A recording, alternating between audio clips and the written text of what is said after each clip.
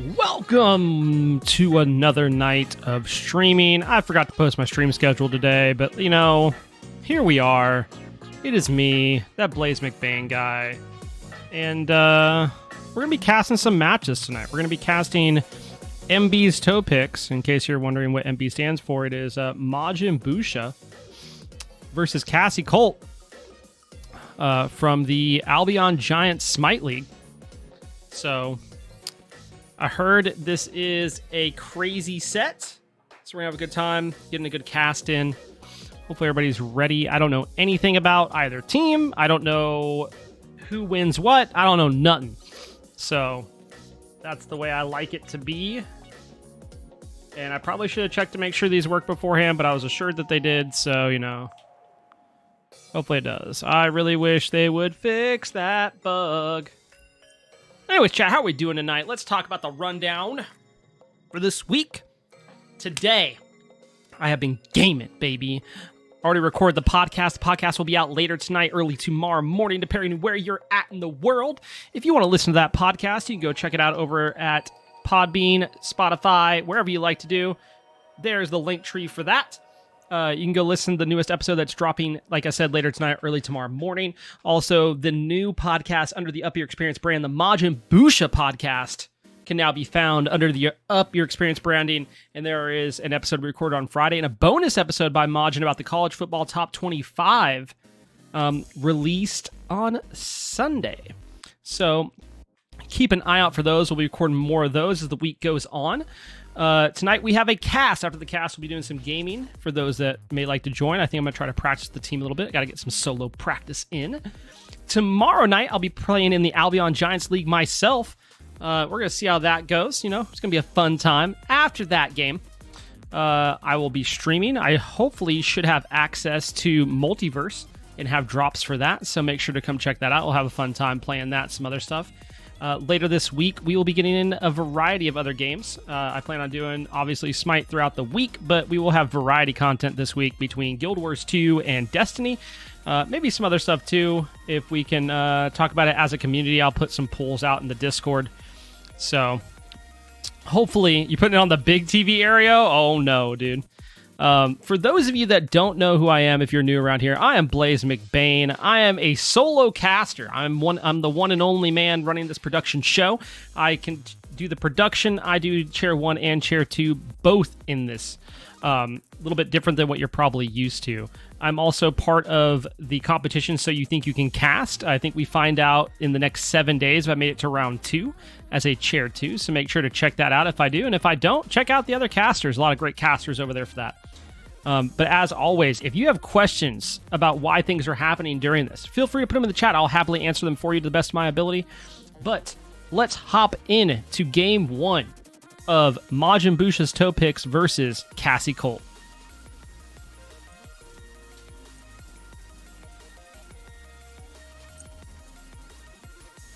Okay. And I'm going to do this for us because I actually don't know these teams that well. But I know red team is MB's toe picks. And blue team is Cassie Colt.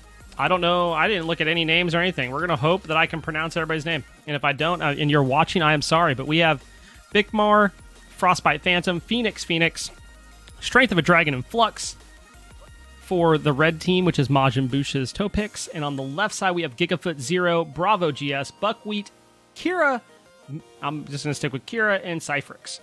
The first ban out of MB is Ravana. Really strong pick right now. Let me turn off my camera to kind of help with that. Bloop, there it goes. Bye-bye. Ravana is a really annoying pick right now that we see with this mitigation style build, and it can be a good flex pick for basically solo and jungle. So we're going to go ahead and see that taken off the board, followed by an Uller. And Uller's in a strong spot right now. We've seen him in 3 roles competitively in the SPL. Very good ban here, especially with the new Jotun's Cunning that's come out and reduces that cooldown. Also, I forgot to say hey to Asmore. Asmore, how are you doing this evening? Our second ban for MB would be the Nemesis, a really good prot shred and great use of heavy executioner. Unfortunately, Executioner's glyphs are banned during this set, so we will not be seeing any of those as a heads up. We then see an Osiris ban. I don't know about that. I think it's a good ban because he causes a lot of pressure in the solo lane. He can flex to jungle where we see him be a menace from time to time, but his potential there has sort of fallen off. But we'll see. I mean, maybe that's a pick they'd like to do. Jingwei, very safe hunter. Crits really good on her. Great ban. We've also and followed up with the Yu Huang ban, who we've seen this mage rise out of nowhere. But I will say this, I think that is a great ban. If you can even play him just a little bit, he can be absolutely annoying with his root and his damage. And then add in the fact the dragon comes and hits you from behind with the ult, and it's just a bad time. First pick, Khepri. And you know what that means, chat. It's time for Khepri Bezos. That's what it's time for. This is brought to you by myself because I recorded this and did it myself. And I'm sorry, but here we go.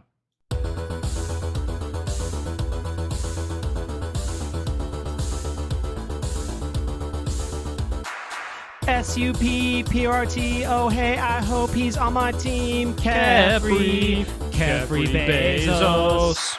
SUPPRT, oh hey, I hope he revives me. Khepri Bezos.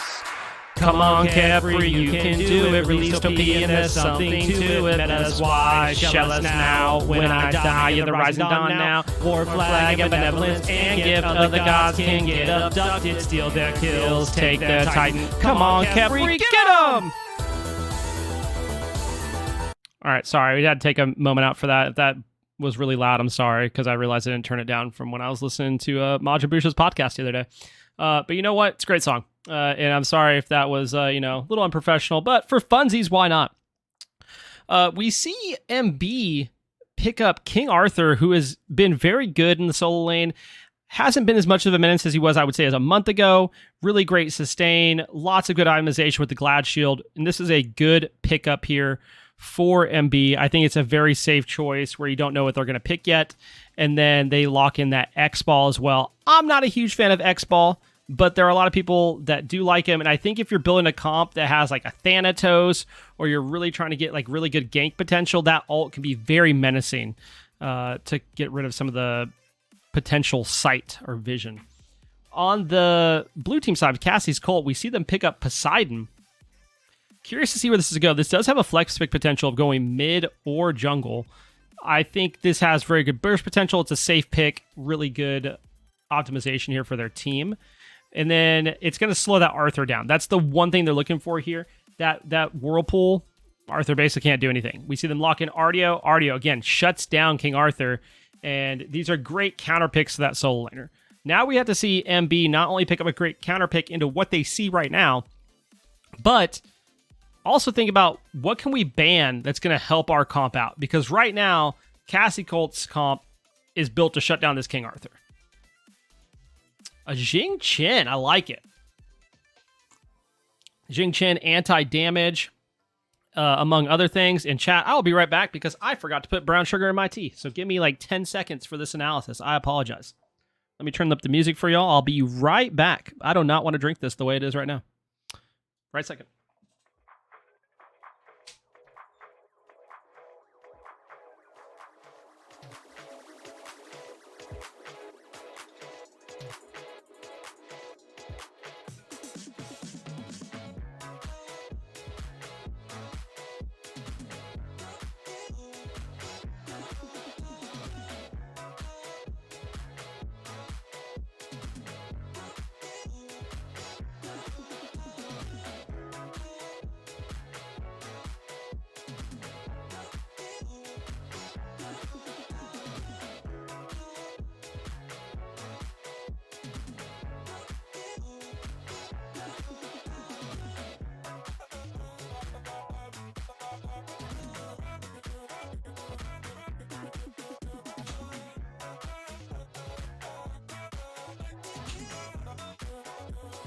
All right, chat, my bad. I know what you're thinking. Did Blaze slam his toes into something on his way up to get the brown shirt? He did. But, we're back. I'm like the Flash, dude. I run so fast. All right, we were talking about this Jing Chen pick and my thoughts on it. Jing Chen, probably one of the best supports right now. I put him in the top 5 easily. And I think it comes down to a couple things. He has great CC. He has anti-damage in his kit with his 1. And his ability to burn beads and then throw people that don't have beads into a team is just very, very good. Last bans for MB is going to be Tsukiyomi and Humbats. Humbats, really great CC. And at this point, if you're looking at their team comp, you're like, man, they have a Kepri with single target. They have this Poseidon that if they got a Humbats ult is going to just Kraken. It's going to destroy. You have Ardio with this cripple. Really good ban. Tsukiyomi has been on the rise. If you talked to me about a week ago about Tsukiyomi, I would have told you he's probably one of the worst characters in the entire game.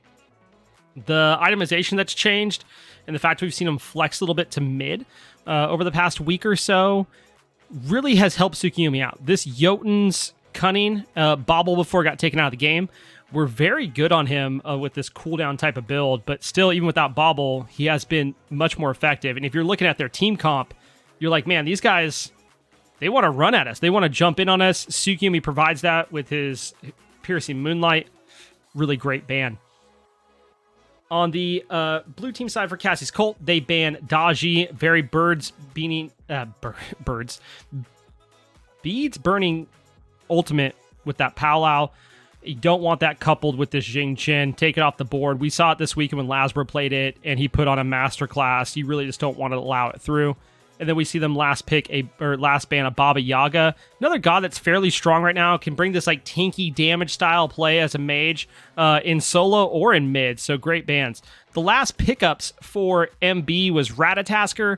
I don't know about Ratatasker. If it's you can see him flex picks to solo jungle. Obviously going to jungle in this case. Really just depends on the build optimization. He obviously has that semi-global ult to provide that pressure.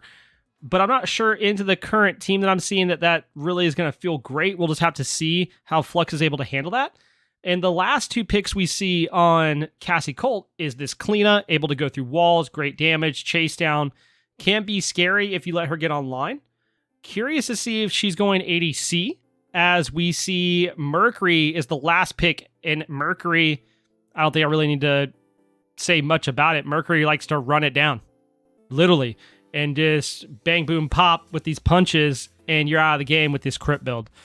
And the last pick for MB that's really going to solidify this draft for them is this Oleron. Great teamfight ultimate, probably the best teamfight ultimate in the game. You talk about having a Jing Chen that's going to burn beads. You have this Oleron ult, and it's going to lock them down and keep them slowed if they don't have those beads. King Arthur's going to come spinning the wind through. X-Ball's going to be throwing these bolas. I think that really solidifies this comp. I am curious about what Cassie Colt's going to do. Cassie Colt doesn't have a hunter, and that's concerning to me.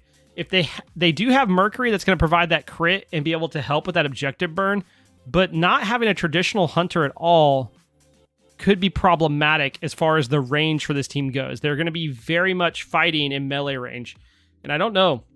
I think that can be scary when you're looking at a King Arthur and a Jing Chen. But enough of me analyzing the drafts. Let's hop into game number 1. Also, while we're waiting for it to load, chat, how are we doing tonight? Everybody doing good? If you're new around here, like I said before, I am Blaze McBain. And, I solo cast, have a good time. Also host a podcast, play a lot of Smite, play on a comp team, coach from time to time. If you have questions during the cast, this isn't your typical cast. I will cast it pretty much the same as you'll see in SPL. Obviously not to that quality, but I will stop and discuss things if needed. This is not just a cast. It's a way to help educate people that are watching as well, because I want to see people get better and get into comp.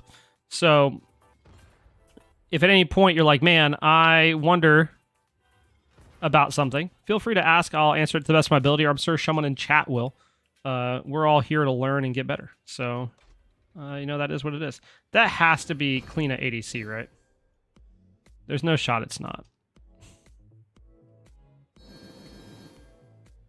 No, it's Poseidon ADC. Ooh, spicy. I like it. All right, anyways. All right, so we see this Poseidon ADC. That's where I would have taken it, to be fair. I just was going based off what I usually see is that Kleena would go over there. I've played Poseidon ADC And it's pretty good. I'm a big fan of the mage ADCs right now. I've played the Morgan in my last set. I think Soul's in a good spot. I think Freya's in a good spot. I think they're all relatively good right now. But usually you have a Hunter paired with that in the mid. So I'm curious to see how this Assassin mid goes. We've seen some of that in the SPL with Tsukiyumi and things of that nature. So curious to see how that goes. And, we'll see. If you have... In fact, can we get a prediction going? Kenny, are you in the chat still? If you're in the chat, can you do a prediction on if Cassie or MB win? And just set it for like 2 minutes. I don't think anything could go super wrong in that amount of time. Build-wise, we do see Poseidon deciding to go for this Bumbas early on. I mean, I'm curious to see how that pans out in ADC. As in mid, it's very good because you're taking a lot of camps. ADC is a little bit different. We do have the fight sparking off in duo and in mid. Solos are going to hit each other for a while. They're not going to do much, so no need to go over there for right now. But we do see X-Ball go ahead and getting this Hunter's Cowl. We do see supports differ in getting Sentinels and Benevolence. I think both options are pretty good right now. I've seen a lot more people picking up Benevolence now that it's just makes more sense with how it works. If you don't know how it works, basically while you're not near an ally god, you gain a stack of Benevolence. It maxes at 50. Assists provide 4 stacks. While within 70 units of a hurt ally god, you use up to 5 stacks a second to heal them and yourself for 0.75% of your maximum health. Each stack consumed provided 1 gold. If you overcap stacks, they will still provide gold as long as you're near an allied god.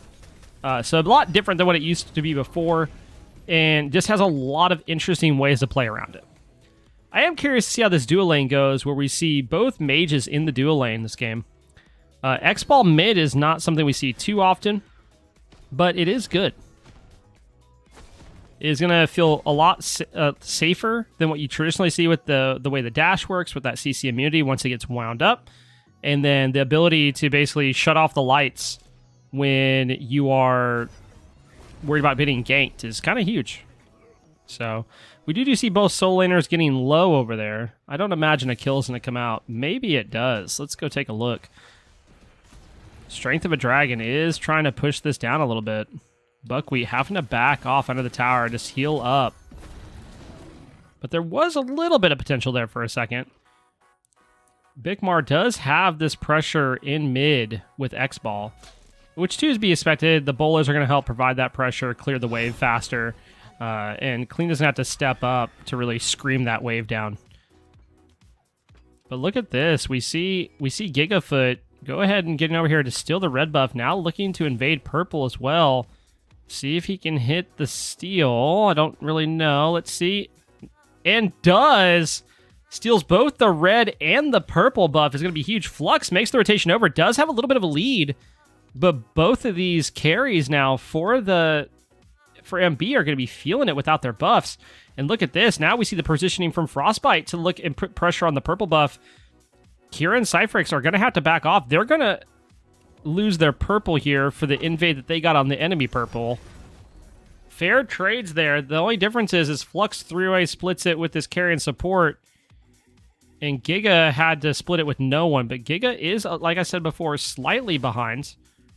Take a look at what's going to go on here in mid. Bravo is just playing back. Doesn't really have the opportunity to step up, especially with Flux here.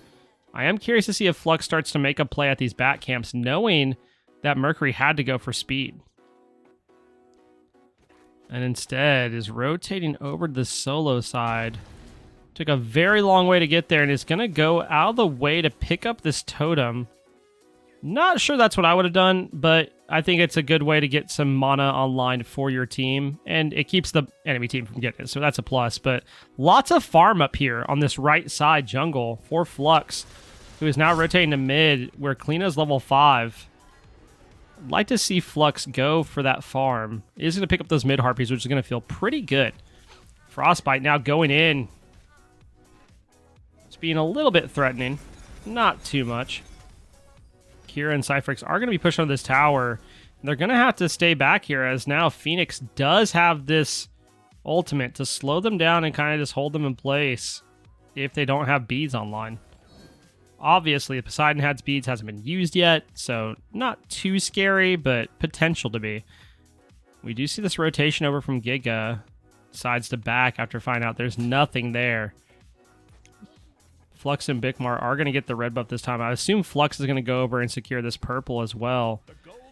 I would like to see MB's team sit here, pick up. These camps have been up and try to get them taken down. Even Strength of the Dragon's getting them to get the farm up and get even further ahead of this RDO.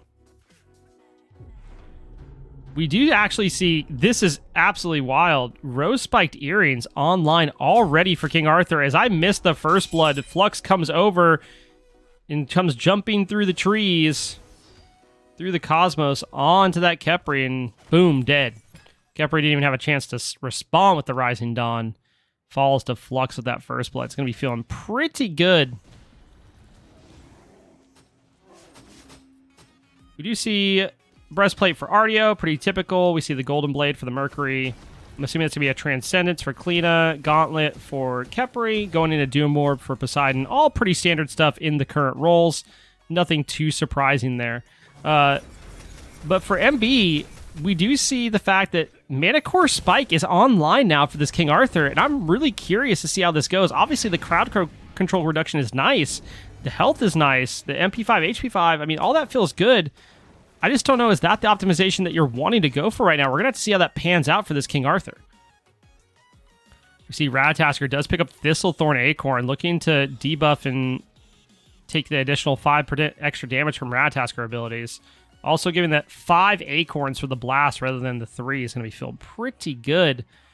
Early ban across for the Oleron, which is not right. I have these people in the wrong spot. My bad. I'm assuming that's going to become a Nimble Bancrofts later on. We'll see how that goes. We do see Transcendence online for Bikmar now as stacking's going. Everything else is pretty typical. Nothing too crazy at the moment. But I am curious to see how this Mana Core Spikes pans out, where when you get a hard CC, it drops a spike, and that spike, if you're the person that causes CC, does give double the value on that damage. So, but I'm just curious to see how it goes. We do see Strength of the Dragon had rotate over to mid, get some good damage off on Kira, and Gigafoot goes in as Frostbite picks up Cypherix over on the left side. Ult is expended by Frostbite, but Giga makes the rotation, takes out Bikmar in mid, and now we see this 3-man rotation moving over to these Harpies, and I'm curious to see, is MB's Topix going to make it out and know that they're there? Kira stepping up. They have to know that Frostbite used the ult, and they secured it with Phoenix as damage. Great rotation there by Gigafoot into that mid lane. We do see Bikmar with the ultimate. It's going to set this up. Gigafoot is in a bad spot, but they don't really pay attention. They just walk on by. Kira's going in on the side part, looking at this Ratatasker going, hey, we could get this kill, and instead they just end up letting it go. Very strange non-engagement there, as I think if I see a Mercury by himself, I think I take that chance.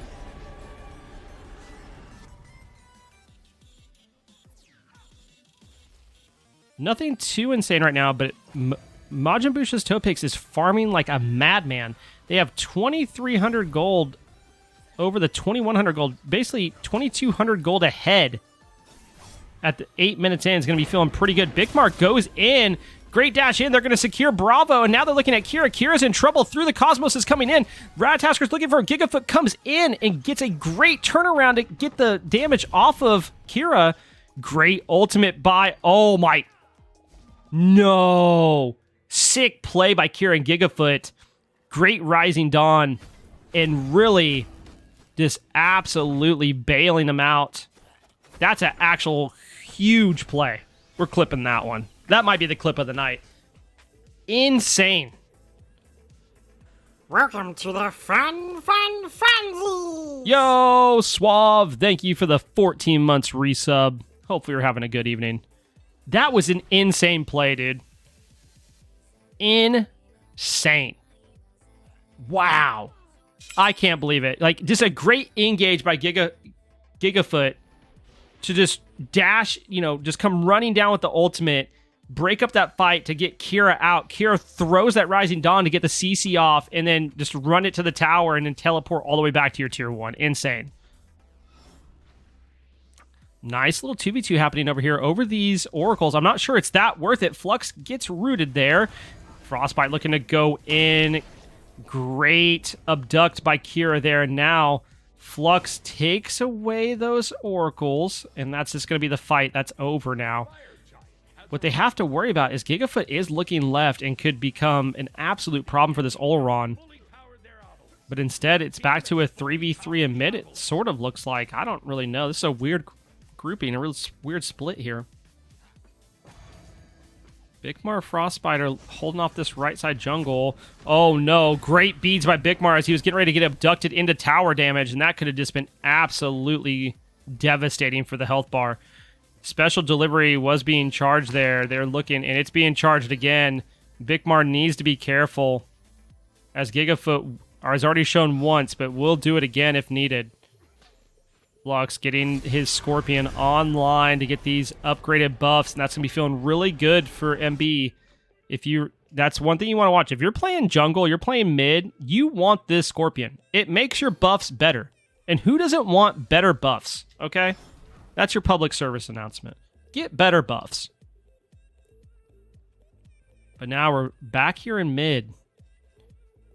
Looking at what's going on here, we do see Artio building into a helm. Curious to see which one is it going to be. Arthur already has Glad Shield. I will say this, Bigmer already has that Transcendent stacked, and that's going to be feeling real good. Kleena is still on the way to do that. We see an early rage by Gigafoot here, and that's just looking to get online as fast as humanly possible. Other than that, Jing Chen does have the Chronos Pendant. We do like to see that. Kraken now down for Cypherix. Doesn't get much out of it from the looks of it besides a beads. And that really opens up things for here for Phoenix, who is level 12. That 2-level lead at 11 minutes. I mean, level 12 at 11 minutes as an ADC feels good. The Through the Cosmos comes through, but Flux is going to be the one that pays for it as Gigafoot dashes down looking for something, finds a whole lot of nothing besides 90% of Flux's health bar, and then has to walk away. Cypherix now in trouble as Bigmar's made the rotation. The dash connects. The poison dart is good and takes down Cypherix. And this is becoming absolutely out of control gold-wise as MB is now almost 4,000 gold ahead, about 3,700 gold ahead at 12 minutes. Not something you can't come back from, but does start feeling a little bit devastating as far as the builds go. We do see that MB is a little bit further along in most of their builds, as you see a 2-level lead in mid and in carry, and a level lead in support. Everywhere else pretty much even besides a level deficit in jungle. Gigafoot trying to keep them off of this tier 1 tower. Almost loses life for it, but is able to back off. I would say if we see a pick from MB again, that Gold Fury is probably going down. I don't think there's any shot that they get stopped.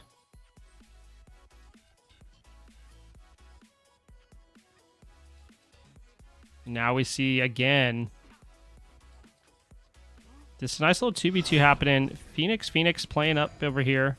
Not too much happening over here in solo. Just a little slap fight back and forth. Waiting for these solos to get to a point where they feel comfortable rotating to these team fights. But right now, they're comfortable just slapping each other.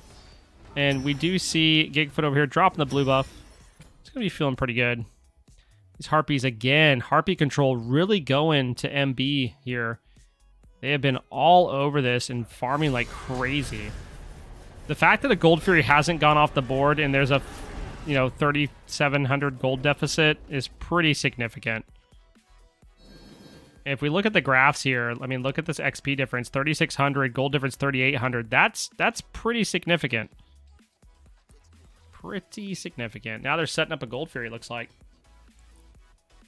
They're going to pull Cassie Cole into this. Now, they do have to be worrisome here. This Kleena can easily steal a Gold Fury, and they're not doing anything to stop her. The fact that the ultimate doesn't get to take it away is absolutely amazing. I mean, great ult by Phoenix there. I don't know that it was needed, but it definitely slowed down that damage, I suppose. I am surprised they didn't do more there to take away that Gold Fury from MB, as this gold lead is now starting to spiral. And there's going to have to be something done by Cassie Cole here. Cassie's Cole needs to see if they can find a pick. Probably their best shot is on the Bigmar. I don't know if that's 100% the case, but if they can find a way to get rid of this Beads and Aegis and then get a gank, I think that's probably a good opportunity for them because they need to be able to pull this Pyromancer and get some of these neutral objectives for themselves, whether it be mid Harpies or, you know, otherwise. But they have to find something here. They need to be able to get a pick onto one of these carries who are, you know, just farming away. I would say Phoenix. Phoenix is probably your best bet at the exact moment because that ultimate's down. But if that ultimate's up, he's not the greatest gank target. And there it is. Beads by Bigmar to get out of the special delivery by Gigafoot, which is what I was talking about. You got one relic down, and that's the relic to get him out. The Aegis just keeps him alive for a little bit. So Bigmar is going to be the target that they're looking at here in mid. But look at this. MB is now grouping together and looking at this Pyromancer. And again, you need your Kleena here to be able to go on this wall and steal it away, or Gigafoot to be able to do something. But that X-Ball, it's just keeping them, turn off the lights, just keeps them at bay again. And that's another neutral objective for MBs here.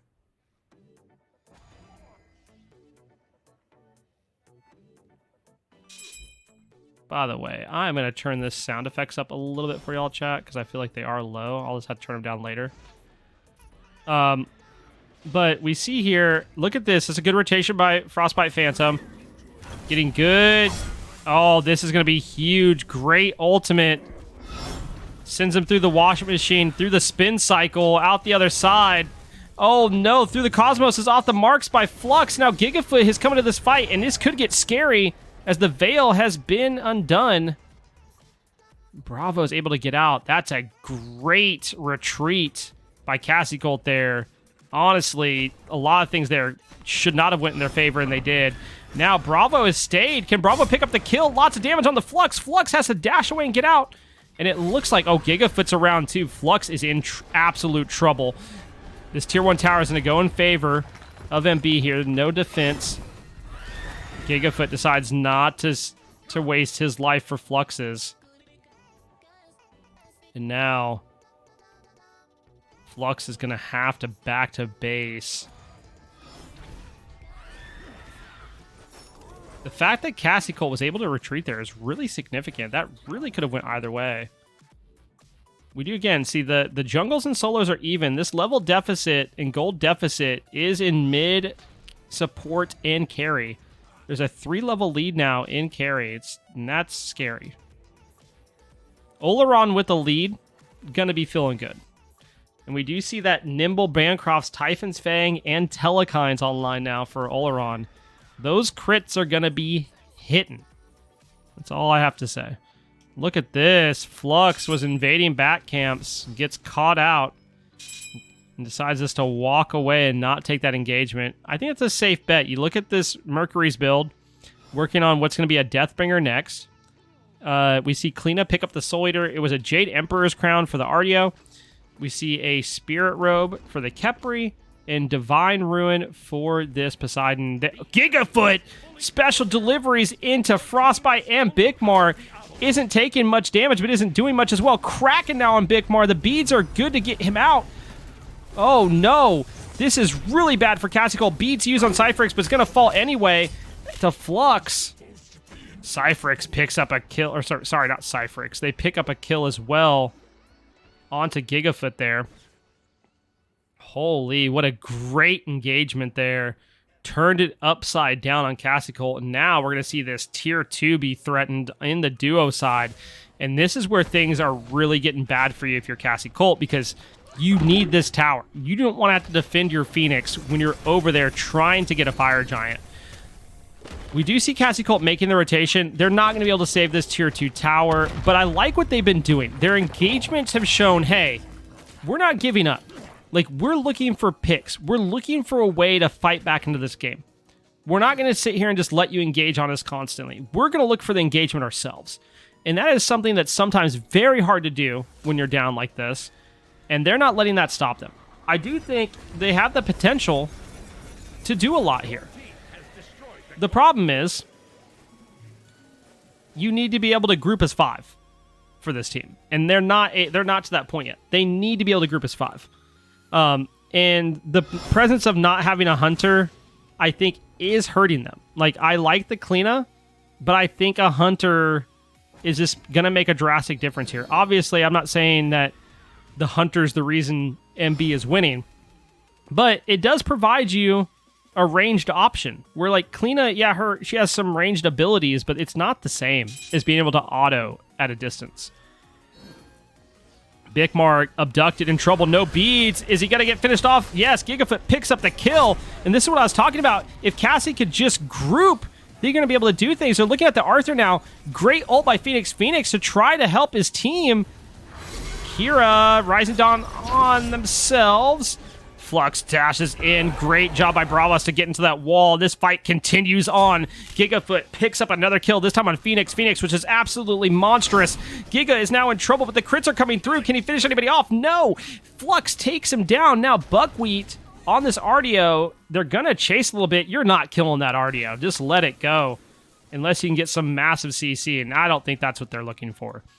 Great fight by Cassie Colt, who basically get a 2-for-1 there, and I think that is a huge, huge confidence booster for Cassie Colt.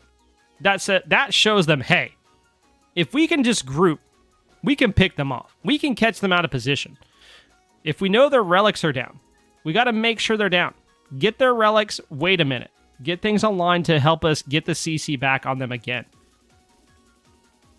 This is really well played by Cassie Colt to fight back into this. And they're still at a huge deficit, but they're showing promise here.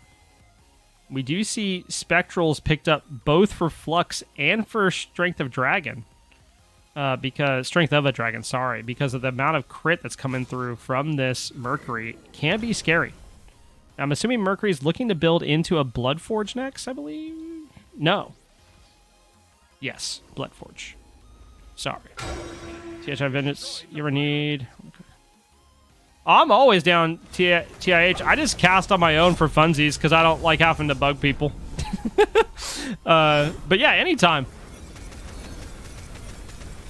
See a Soul Reaver for this Poseidon carry. I think that's going to really start helping if they can get Poseidon into these team fights. They need Poseidon there for this giant AoE damage. That's what they need. Itemization's coming through, even though they're at this deficit. King Arthur's build is feeling real nice right now. Kira now caught out of position. This is going to be really unfortunate. MB just pick up a free kill. Oh, no. And that's going to be Fire Giant pull for MB. And now, this is a scary time for Cassie Colt, because if they need to defend it, but look at this. They go to defend it, then full engage on the Cypherix and Kira, and it is absolutely another pick. Giga might have stepped up too far. No, they just let him go. Bravo now being looked at slightly. I don't know. Is he going to special delivery the Fire Giant? No, he walks up, gets some vision. They have good positioning for trying to get a steal here, but this is a scary time. There's the special delivery. I don't know if it was properly timed, but it was good. Phoenix is in trouble. Absolutely low. Cypherix gets good damage off. The pickup by Bravo gets Phoenix off the map, but Bigmar picks up Gigafoot, and that's going to force MB off of this Fire Giant.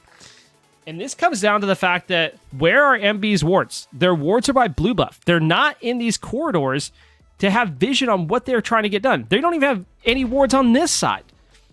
Huge fumble there for what should have been basically a free Fire Giant, in my opinion. Really great pickup by Cassie Colt there. And this is what I was talking about. If they could be aggressive, find a way to fight back in, it's huge.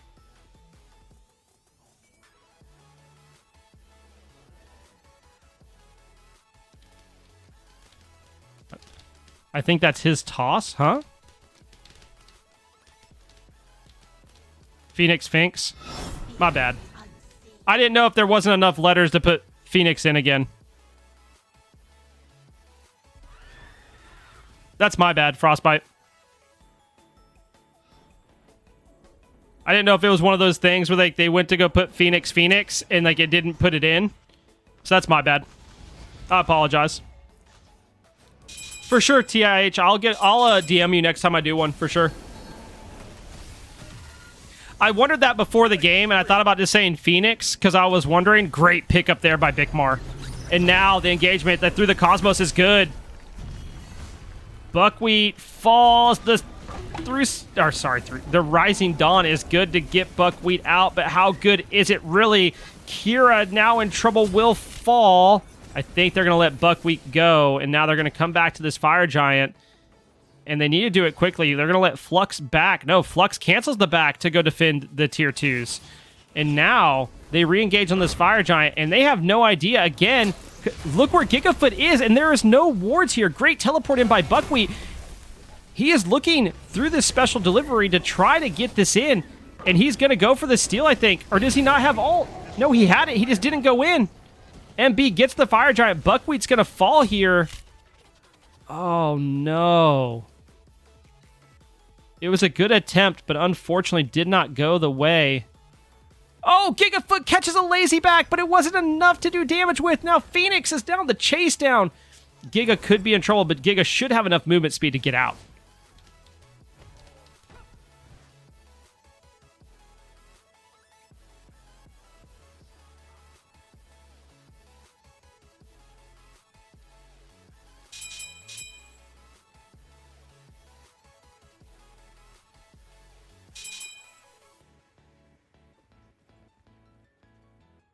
Now we're going to see, this is where Majin Bush's toe picks really is going to get it together. They're going to take the Gold Fury. They're going to start taking these towers down and possibly look for a Phoenix, if not more. I think they have a large enough lead at this point to be able to do so. And we see how their builds are itemized. I mean, they're on 6 items at this point. You have Strength of a Dragon, 6 items in with this Spirit Robe as the last item. We see Flux with the Bumba's Hammer now, the Transcendence, you know, this is just going to be feeling good. You have Bikmar now with Silver Branch and Wind Demon. It's going to be working probably a Deathbringer next. Overall, like, everything here is just going to be feeling good. This Oleron build is disgusting because it just hits for so much damage. Kira has to use the ult on themselves. Yeah, don't they actually get out? No shot. On the backside, this Gigafoot is going in on Strength of a Dragon, but it's not going to matter. Not going to be able to take down that King Arthur. Flux goes in. Not enough, but they're, like I said, they're just wanting to strip away towers right now. They're not worried about a Phoenix. Get the towers down, then go from there. And here we go. Tier 1 will fall here. Tier 2 is going to be defended, it looks like, by Cassie Colt. Cassie Colt really is not wanting... Oh, my goodness. Gigafoot comes in, lands in the Kraken afterwards. The Kraken... Or, sorry, that's their Kraken. My bad. Cassie Colt looking to make a defense here. Here's the first one to fall in this engagement, but Gigafoot picks up Frostbite. Both supports are taken off the map. Gigafoot has a great positioning here. Was looking to try to pick up Flux. Gets it. Flux gets a blink out. Bikmar is the next one to be looked at, but Gigafoot's going to fall to Bikmar. And now, Cassie Colt doesn't have a lot on the side of damage unless Bravo can do it. Can Bravo get in there with Buckwheat? I'm not sure. Cypherix comes back in. Buckwheat picks up the kill. Bikmar gets the double on the Cypherix. And now, it's... Oh my goodness. Can Strength of a Dragon finish this kill? Bravo gets out. Bikmar wants this quad. But probably more than the quad, they want the tier 2 tower. Holy, what an engagement at 28 minutes into the game. To fight in a Fire Giant that way, it has to feel good. You're 10k down, and you do a 3... They get 4, you get 3? I mean, that's pretty good. I'm just saying. Relic Dagger now online for Frostbite. Recently got buffed. Feeling pretty good, if I do say so myself. We do see Phoenix building into a book. I'm assuming it's probably going to be Soul Reaver. Overall, feeling good about all these things. Witchblade for Kira. I like it. Really good item. Slows their attack speed. Guess what? They have a lot of attack speed. It feels good slowing these 3 characters' attack speed down. Minus the Jing Chen, obviously. But that just feels good. Feels good. We're going to see, I'm assuming, MB's toe picks wait for the next Fire Giant to come up before doing anything else. Unless they get a pick. Unless they get, like, a huge pick here. I'm assuming we're waiting for the next Fire Giant. And Venom Deathbringer now online for Bigmar is going to be feeling real nice. Anti-damage for and crit, crit. Let's go. Atalantis is the last item for Gigafoot here. That I wonder how that feels. I don't play a lot of Mercury, but it has to feel good, right? You get movement speed on kills, plus you get movement speed off of Bloodforge, and you have movement speed on Golden Blade. You get a kill and you're zooming. And your passive, passive feel good. And here we go. MB's toe picks are looking for the Fire Giant fight. Blink in by Frostbite. Gets 2. Oh no, Kira and Buckwheat are going to fall here. The Rising Dawn is good, but not good enough to do much. Flux actually dives in on top of Cypherix and forces the back. Bravo and Gigafoot are looking at this Fire Giant. Bravo has to get in this wall and try to steal fire. That's the only way I think they can probably get a steal. Is Bravo going to show face? Bravo does show face. Cypherix actually doesn't back. And now Cassie just delaying this Fire Giant as long as possible. Is it worth the 50-50 for Majin Busha's toe picks? I don't think so. This is Enhanced Fire. You're wanting to pick another one of these gods that have such good ways to steal. And we see Strength of a Dragon zoning out this cleanup, but that isn't going to be enough. There's this special delivery very early on to Bigmar, and he is going to pay for it. Gigafoot will fall here. No shot Gigafoot lives. If that's me, I'm dead. 5 seconds ago. Blink from Flux, Bigs from Gigafoot. Now, through the Cosmos goes off. Majin Busha's toe pick does pick up the Fire Giant as Flux on the backside does pick up Gigafoot. Strength of a Dragon stepped up too far. Falls to the Kraken. Bravo picks up Bigmar. Oh my god, it's a bloodbath over the Enhanced Fire Giant. Now Bravo in trouble. Can Bravo confirm another kill, or does Bravo fall? Great route! Oh my goodness, Flux is barely alive right now. Cypherix is looking to keep fighting. Flux is as well. Flux has to dash out. This fight is insane. Buckwheat going for a root, ends up getting the Scarab's Blessing put on him. Cypherix falls, and now the rest of the engagement from Majin Busha's is gonna have to just run it down now. The W key has been initiated. Buckwheat is being looked at as the next item on the menu. Not sure can be caught. There's the Acorn Blast, but can enough damage be confirmed? Jing Chen's going in. There's the knock-up. Buckwheat doing everything they can to stay alive, and they will fall to the Acorns of Ratatasker. What an insane fight. Absolutely wild. That's a Phoenix in mid, a Phoenix in left. Gigafoot is up. Gigafoot cannot defend this. There's the lights off as Gigafoot tries to fight Flux without any vision. Is the Through the Cosmos going to be good? No, do not dive into that fountain. Thank you. Holy. What a fight. To be at this gold deficit in fighting over Fire Giant. Wow. Just crazy, dude. Cassie's cult, nuts. Crazy gamers, dude.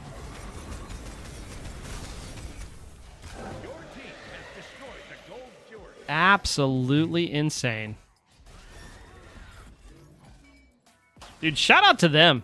They did not give up, and they have been down a significant amount of gold for the past 20 minutes.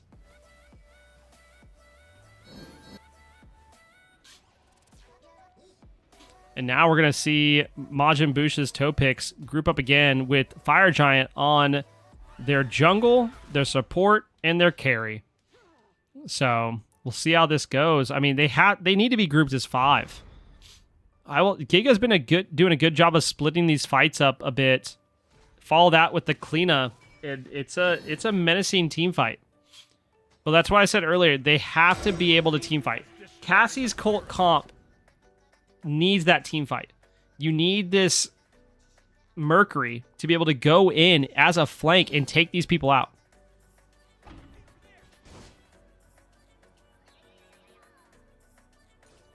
Now we see here's the grouping as a defense on the right side goes off. Frostbite with the blink in gets Kira. Great damage by Bravo, and Buckwheat goes in as well to try to help with Phoenix. Bravo's in trouble. That's a huge Kraken, mostly for zoning, if anything else, as Flux hits a 3-man ult as he comes down and they pick up a kill on Bravo. Gigafoot comes in and specially delivers himself to his own gray screen as Buckwheat is retreating. Kira is the next one to retreat as well, and they're just going to skip the Phoenix and head to the Titan room as they pick up the Khepri. There's waves pouring into this Titan room, and this should be the end. Cypherix picks up a kill at the end. But what a demanding game by Majin Bush's Topix here. Takes 35 minutes, but the gold lead, they farmed like crazy.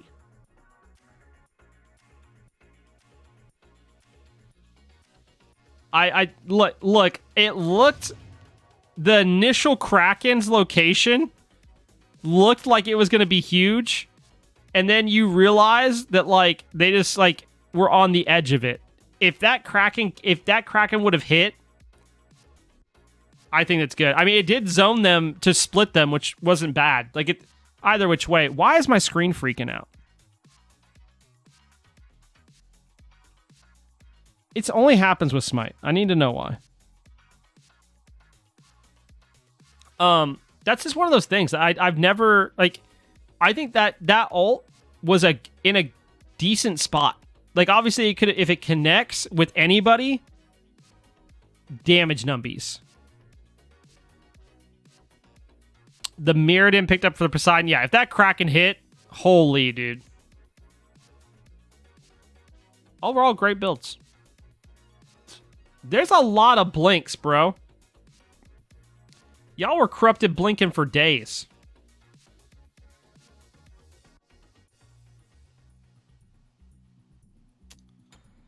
All right, who led the way in damage? Bigmar, right? Yeah, 46k. Holy, dude. Holy. All right, chat. That is game numero uno. We're going to be hopping over to game number 2 in just a second. I'll get that put in real quick, but that was a crazy game. Insane. 1 2 5 6 0 0 2 4 2 3.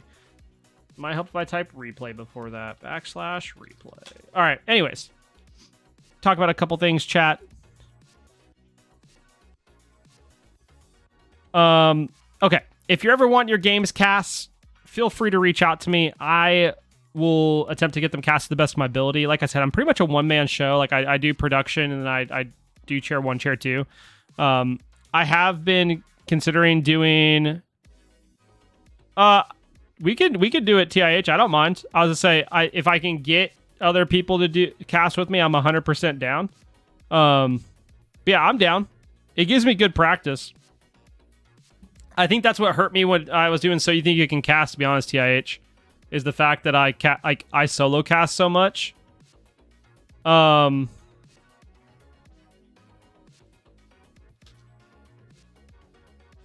that's not what I wanted to do.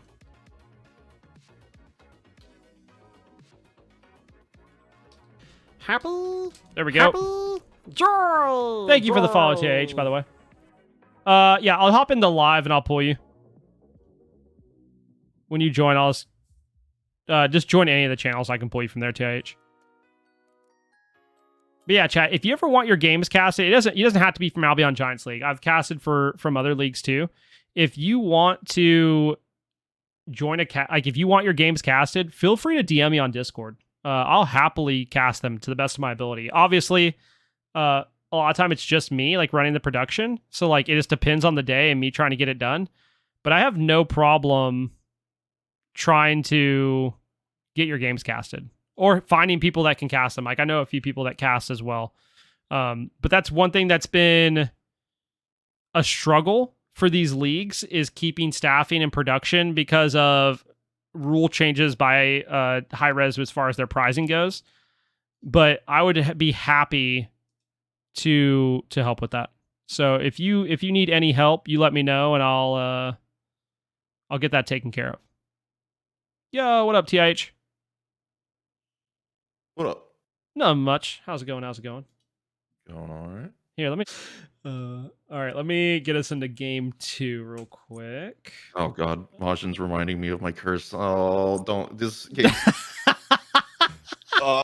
He just DM'd me. He's like, what's this? TIH getting to kissed. Majin, I know it's rare now. Dude, I almost didn't get to cast Sunday. Oh no. Well, the way they redid the rules, like I can't cast for AGL, so I just tell teams, I'm like, look, reach out to me and I'll cast your games. Like I don't care what league you're in. Dude, no, I know. I've had teams reach out to me wanting me to cast their stuff in AGL, and it's just like stuff happens to where I can't. Yeah, it's rough. I hate it. Oh, hey, red team and blue team are the same. I don't have to change the names. This is good. Also, these are the exact same bands except for X-Ball. So Topix is on the right, correct? Yeah, sorry. Yes, right. Oh my god. I made an L in my head. There's like, that's left. And I looked right. Oh, that's right. Unfortunate. So game number 2 here. We've got Cassie Cult versus Majin Bush's Topix. That is what a team name. I'm gonna say this too as a caster. To any team that wants their full team name read, stop making long names or absolutely ridiculous ones. Those are the ones that we intentionally, as casters, shorten or abbreviate, so we don't have to say the mouthful.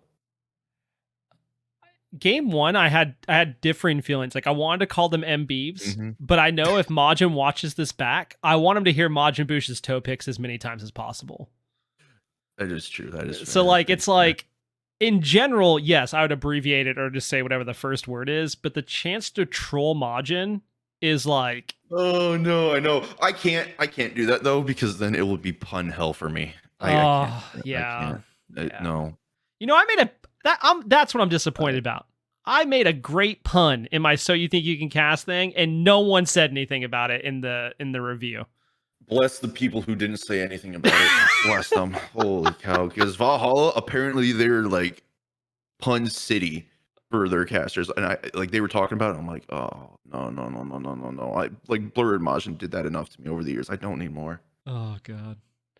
Anyway, picks and bans. First ban phase, we've got Osiris, Jibalanke, and Uller coming out for Cassie Cult. Whereas Topix, they're going to bring out the Robin, Nemesis, and Yu Huang, not wanting to see any of those. And Blaze, we know Yu Huang's had that surgence of, oh, he's bad when he first came out, to he's ban or pick as soon as possible. Yeah, I'm in the boat of banning him or getting rid of him as soon as possible. I still have people tell me that they don't think he's good. And I was like, you go watch an SPL game where one of the pros plays him and it makes him look like he's absolutely broken. No, absolutely. That's the funny thing. I always thought he was good. I think people think he's bad because he's not that high burst damage mage that you may think he is, or high tick rate damage like Agni. No, he's a controlled mage, and when you get him online, holy crap, does that combine for a lot of damage. I think that's the simplicity of his kit. Like over the past couple years, like we've seen so many gods have like all these complexities to their kit, and he just doesn't have that. Like it's this basic kit. Pretty straightforward. And except the ult. Like the ult's like the hardest thing to figure out because like it fires from the back. But like once you figure that out, dude, like you hit the skill ceiling and you're good to go. Absolutely. And the first pick phase is going to be rounded out with a set, Amuse and Cobb, Bologna being picked up by Cassie Colton. Topix, they're going to get Chernobog, Arthur, and Oleron. So these first 3 picks, they're pretty interesting overall. Both teams kind of just matching each for each here. Yeah, we're going to see the same 2 pickups of that King Arthur and Oleron that we saw in game 1 for Topix. But this Chernobog is going to bring another thing to the game for them where he's going to be able to rotate to any fight anywhere whenever he wants. And that paired with the Jaji we just found can become a very scary time. Powwow goes up, Chernobog dives, and you're in for a bad time. I'm sorry, Daji made it through this far? Yeah. Hello? Yeah. Okay. Oh, wow. Okay. Benra and bots were banned away by Topix. I can see why when you have Daji. But Capri and Jintian both. Capri made it that far, too. Oh, excuse me? Yeah, I'm surprised to see the Jing Chen ban over Daji. Daji is scary. Is this Gib solo in Bologna Jungle? Here's what I hope it is. I hope it's Geb with Manic and Scepter and support. No, I'm just kidding. Oh, I played no, against that like a don't year do that, ago, dude. and Oh. it slapped. Oh, don't we don't need to be giving people ideas, man. Come on. I soloed a Hoi with it. I mean, it works. But I do want to mention this Musen Cobb that got through on for Cassie Colt just feels good. If they go this Jotun's Cunning, this Jotun's Cunning build, the cooldowns on the beehives, everything just comes on cooldown like every 2 seconds, and you're just firing these abilities. You're ripping away prots. You're dot damaging them to death, and they just don't get away. Bobble. That's without Bobble in the game. Yep, that's without Bobble. I tested it in jungle practice, and it felt real good. Then you talk about the E-Set having this fantastic way to secure objectives, which was a problem for Cassie Colt Game 1, and they've really switched up how they're going to be able to deal with objectives. I am curious, though, who's going solo? It's not Bologna. Yeah, no, I'm expecting Bologna jungle here. I hope it's Bologna jungle and not one of the other two. But it looks like Cerberus is going to be possibly the last pickup here for Topix as pair with the Daji. And this is actually, if they do pick this up, there's a lot of good CC coming out of Topix. Sure, they don't have that immediate burst damage mage that you may think, but 2 auto attackers on top of the CC chain they can provide. I mean, this is a dangerous team fight comp from them. And we saw this game 1 where they had a lot of control with that Jing Chin into the Oleron ult. But now you have Kerberos, who does a similar style thing that Jing Chin does. You still have the Oleron, but now you have this Daji that takes place of the beads burn that you need. So, like, this is a scary time when you're looking at that Oleron. Match that with a Chernenbog, who also has great CC in his kit, even though it's just a root. But it feels good. That slow on the ult. I look at Topix and I'm like, if they get ahead early, like they did last game, this becomes very, very scary for Cassie Colt, because I don't think they have the same team fight back into the game that they had last game. Yeah, absolutely. I mean, the 2 Guardians, one's probably going support, one's probably going into the solo lane, Bologna most likely in the jungle. It creates this kind of unease. Yes, you have the Set who has high burst, good objective secure, but as you said, I mean, if this team comp can't take off the ground, and most likely won't take off the ground as quickly, AMC sure can fight out pretty well over in the ADC lane, but the rest of the team, Blazes, almost seems like it's intentionally played out for later in the game. So before we go ahead and get into game number 2, I'm going to have to ask which team comp that you're seeing. We're forgetting how game 1 went. We're forgetting the names. Which team comp do you like better? Well, I like Red Team. I like Topix's team better, just as a comp overall. I think but I'm looking at Cassie Colt and I see this protect the AMC comp, and that becomes quite scary because you have a Geb, you have Sylvanas, and if you're just playing protect the AMC, I kind of think he rips through the enemy team. But that's a high execute comp. That is a high execute comp, and that is a high execute comp when you also have a Daji and Cerberus who both specialize in pulling you all away from each other. So it's going to be interesting to see how they play things out in game number 1. I don't know if we're good to go into spectate. I know that button's sitting there, but oh, we are. I do have to tell you, okay. It's Sylv Jungle. Take that as you will. I was really hoping I wouldn't hear that. Yeah. I get it. I kind of get it. But at the same time, really just no. Yeah, I don't know. I'm going to see this in one of my games later and not be happy about it. Or it's going to be me playing it and I will be happy about it. Okay. That's because I like to troll. Absolutely mean. Anyways, we're getting things set up here in game number 1. As you mentioned, yes, unfortunately, it looks like that is going to be Sylvanas jungle. So I'm kind of just going to have to bite the tongue on this one here as we see a more standard comp outside of Topix. Where we're going to see... I'm sorry, is this all around ADC and Chernenbog? Yeah. Yep, it is. And they did this last game too. Yeah, Bigmar is mid. He played X-Ball mid last game. Yeah. was gonna say because it looks like he's going over that dual lane, but that may just be the initial rotation he's making.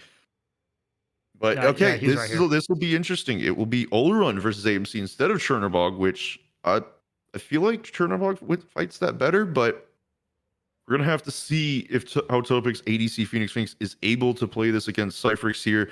Both teams setting up their starts on this initial. Your troll. I feel like wait a minute. I'm looking at the map wrong. I just realized I'm looking at order team and thinking it's. Oh, my bad. Do I need to? Oh, what's the button to flip it? Fine. Okay. I am tired. Holy cow! It's been a long day. I was gonna say, yeah, you're right.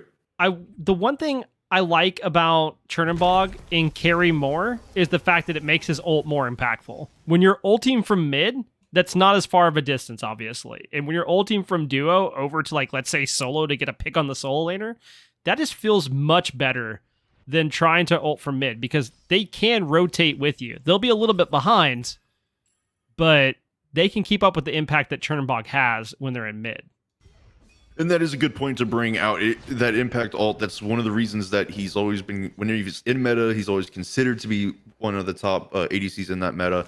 So it's interesting to see a nice pull coming out from Gigafoot here, but the beads coming out so that there will be no stun from Bravo, no chance at a quick first blood within the first minute for Cassie Call, but the poke damage still coming through. Flux tanking up a lot more than they were bargaining for here. So gonna rotate out into the jungle, try and get some solo farm, and let Bigmar get some solo farm of their own as well, as this pressure is not gonna go away anytime soon from the mid jungle of Cassie Cult. And I mean, we do have to just acknowledge it. Yes, Sylvanas, Manic Scepter, the AoE autos. Yes, it's a lot of burn damage. It's a lot of quick clear. So I again, biting the tongue, going to allow this to happen. But looking at these initial builds here, Blaze, talk to me about this decision for Leather Cowl into the Morning Star for this Chernobog. I was kind of wondering that as well, and the only thing I can think of is he's going to get left in mid, and he wants that movement speed. He needs to be able to escape the pressure that the E-Set could bring if a stun gets hit, or I guess Sylvanas tries to run him down. But I don't know. I feel like it has to be the pickup there because you want that little bit of movement speed. Later on, I'm hoping it becomes Leader's Cowl because I think that's the better cowl, but it's probably going to be a Hunter's Cowl. Over in the dual lane, Phantom is getting aggressive onto Cypherix.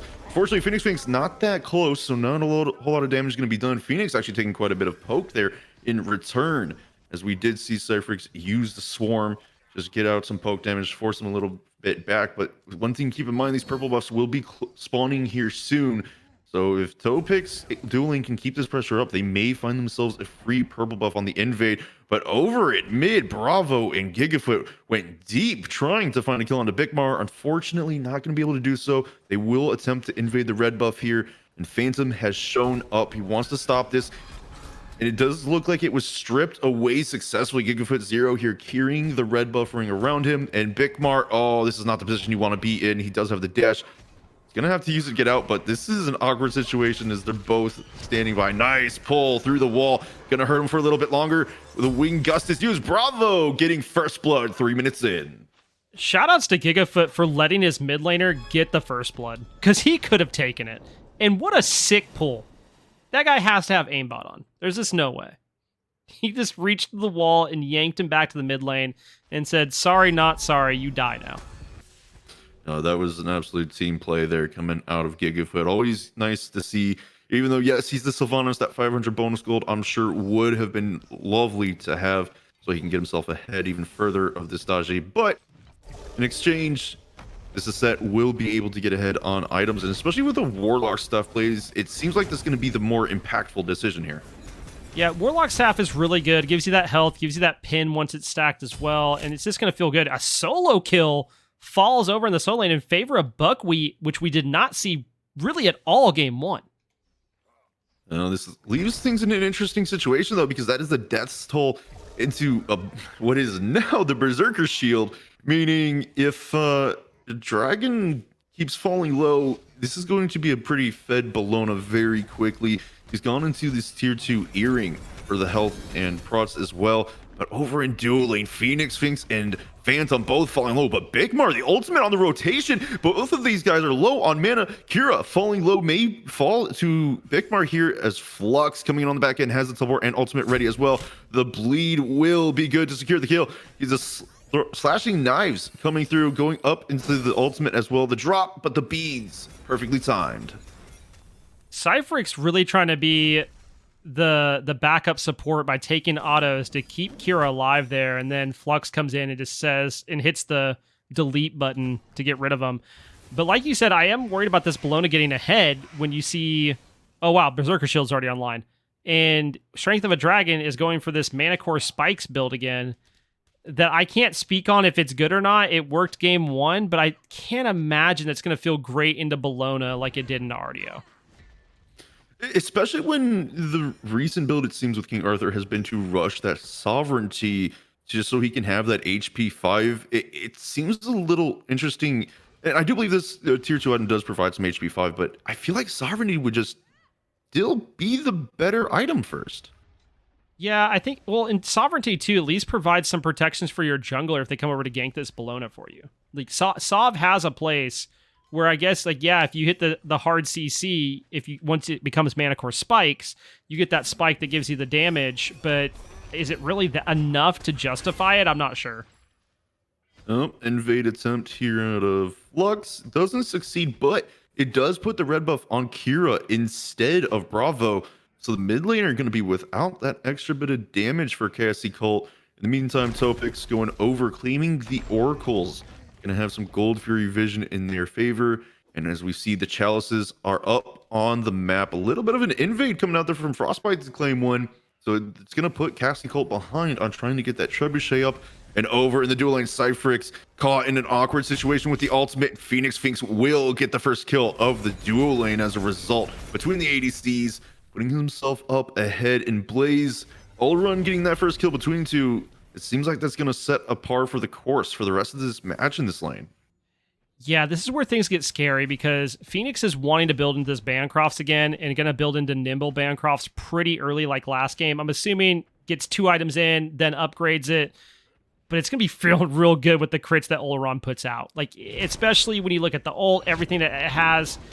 You're going to have to go over there and do something about this Ulrun, or you're leaving Cypherix on a plateau by himself to grind the rest of the game. But I'm going to have to cut you off here. It's over in Soul Lane. Bigmar just ulted all the way in to help out his solo and jungler. Flux is going deep onto Buckwheat, trying to get the bleed to get the kill, but it's not going to work. The ultimate.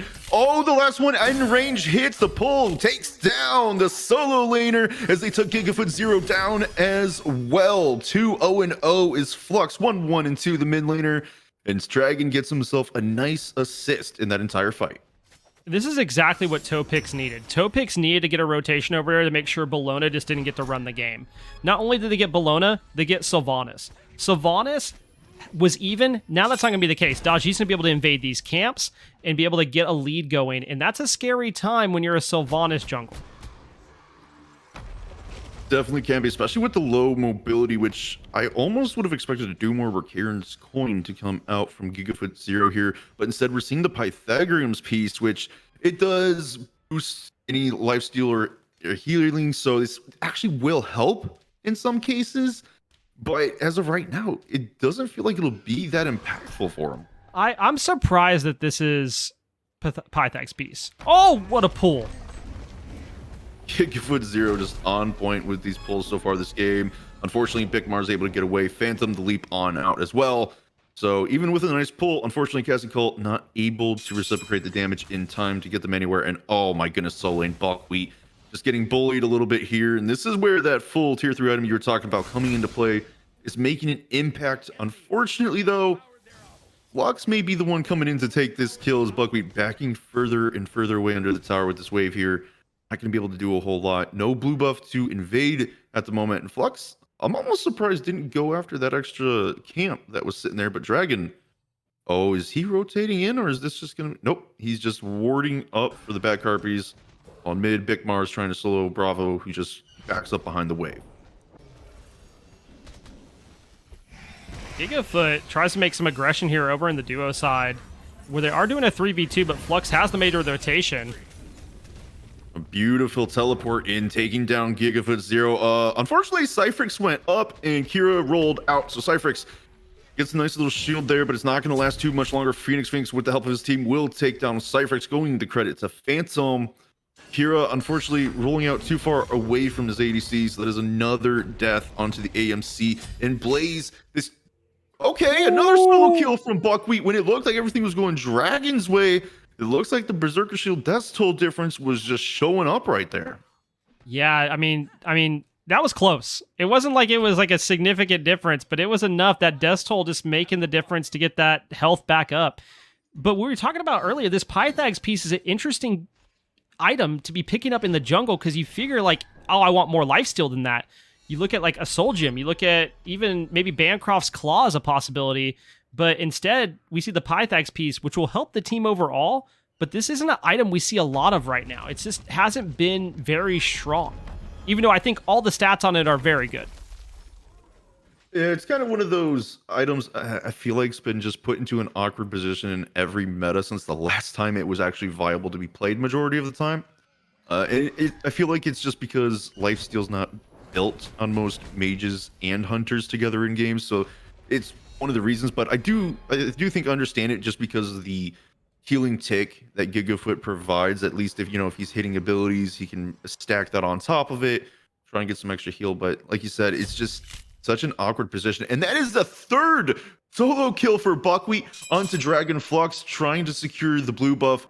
As Gigafoot comes on it, I may not have actually, may stand corrected. Gigafoot may have actually been in that one, as he does have a second assist now. So yeah, that Gigafoot ulted. Gigafoot ulted. And we finally saw Gigafoot miss a pull. So take note, one pull has been missed. Finally. It just took 11 minutes into the game for that to finally happen. We do see double trance again for MB's toe picks, which is something they did last game as well. And I'm curious to see where these builds go. We know they can't build the Xe glyph, but I am curious to see if any of them decide to go one of the Jotun's glyphs, which are able to be built, because we did not see them last game. It's definitely a possibility to see, but that's the thing. I feel like I've just been seeing more and more recently Transcendence, just any jungler that's ability based, they've just been going back to the Transcendence start build, which was popular a couple seasons ago as well. And it's always one of those, when it's in meta for junglers, you get it stacked as quickly as possible, the cooldown, the power. It's something nice to have. And speaking of nice to have, they want to try and pick up a kill here on Akira. Not going to be able to find anything as the rollout is used effectively. Bravo getting poked out to half health, having to go back near the tier 1, as Bigmar still playing aggressively. Kira having to fall back to his teammates. Gigafoot just off the mark. Had that pull on the Phantom happen, that may have caused a chain there, and that causes the support to fall. Unfortunately, doesn't connect, so instead they're going to have to regroup, reset, as Topix go for their own red buff. In the meantime, Bigmar is going to get rooted, but a nice dash helps him avoid the ultimate that came in from Zero. Bigmar is going to go up into the ultimate of his own. The Stygian Torment's used. Gigafoot's going to use the beads. Kira ults as well, trying to stay alive, but the CC a little too strong. The ultimate coming down from Bravo does not save the life of his support. Does do damage though, so Bravo will take Flux out of the picture. In comes Cyphrix, but that brings Phoenix as well. Beads forced out yet again. Leap in from Phantom, trying to find a CC change. Strength of Dragon gonna be the first solo later to rotate, meaning the impact here will be helpful. Phoenix with the ultimate will take the kill onto Cyphrix. And they want to try and continue into the tier 1, but Gigafoot Bravo regrouping. Not going to allow that to happen. With this fire, this Gold Fury up, it's likely going to be the call. Yeah, Topix now know that, hey, where's the secure for Cassie's Cult? Oh, wait, it's down because we dodged all of it. And this Gold Fury should likely go to them unless they let them stand here and possibly take it away. And they do. Cassie Cult with the steal. You cannot just... It's one of those things where it feels like it's borderline disrespect, but it's another where it's also just that moment of, you need to have someone zone. Your King Arthur is there. Send him out to make sure that anyone coming near is being punished for it, and just no one from Topix does that. So unfortunately, they get punished for not making sure that they're zoned out and lose the Gold Fury. And honestly, that could have been a 2,000 gold lead for them. Instead, Cassie Colt gets to be up 600 gold. And this is huge for Cassie Colt. Last game, they were several thousand gold down by now, about 5,000 to 6,000, I believe. and they were still fighting into toe picks like it was even. The fact that they now have a slight gold lead at 14 minutes is a scary time considering how much confidence they had game one. No, absolutely scary to see indeed. And it's something that really, this is the more interesting thing is that Buckwheat never rotated. Stayed over in his own side of the map, now has about a level and a half lead over Dragon. And all that work to get the kills they did just to lose the Gold Fury and your solo laner fall further behind. Yeah, it's a bad time. And Buckwheat, I'm surprised, didn't try to push the tower. It would have made farming harder. So I like to see the fact of like, hey, I'm just going to take the waves, get the back camps if I can. But we see a lot of players go ahead and go, okay, well, I'm going to go ahead and attack the tower and try to get that down as well. And looking at these builds, Oleron is going at Typhons again, which is something we saw game one. Nice ultimate after the blink from Gigafoot, even with the pull and follow-up ultimate coming in from Kira. But Stygian Torment catches all three. No beats to go off. And this means they're trapped. The ultimate from Bravo trying to help his team, but it's not that good because guess what? The passive from Phantom reduces that healing, applies to himself. Daji up into the ultimate, goes in, brings in three. All of them hit. Dragon here will take down Bravo for the secure. They're trying to find more, but Flux in trouble. Buckwheat is going to be the one to claim his life. On the back end, though, Dragon finds a double kill, taking out Kira. Bigmar coming in, takes another out. Cypherix gets Dragon in return under the tier 1, but it's a 2-4-3. Buckwheat and Cypherix having to try and get out Buckwheat, falling low. Phoenix just wanting to hit that last part, unable to do so. Too fast as the Bologna, and Cypherix in trouble, trying to find his own escape, using the hives to give himself some movement speed, missing the ultimate on the turnaround, putting himself in danger here to fight Phoenix. Unfortunately, it's not going to be good enough as he falls as well. What a crazy knockdown, drag out fight there. And the fact that, I mean, Buckwheat got to get out, I'm confused. The amount of health that was there, just, if it's me, I'm getting ticked down by something. Like, I'm just going to die. But this is the thing we talked about where, like, you look at Topix and you look at their comp, and that's what it's made for. It's made to burn your beads, hold you down at a spot, and then chase you down afterwards. You have this Daji, and when you're hitting ults like that, it's going to be feeling real good. And I'm still surprised it got through. Then we look over on the side of Cassie Colt. The beginning of that fight started off really well. When you see the E-Set ult go off, all the healing come up, everything's going to be feeling good. What I am curious to see how this goes is we see E-Set, Bravo's already buying into Mirrodin. And Mirrodin this early could provide the damage that's needed to be able to turn the team fight in Cassie Colt's favor next time. It could, but the issue I see here is that Book of Thoth, is that only 12 stacks or is that 42? 42. It is 42, okay. It is, yeah, it is 42.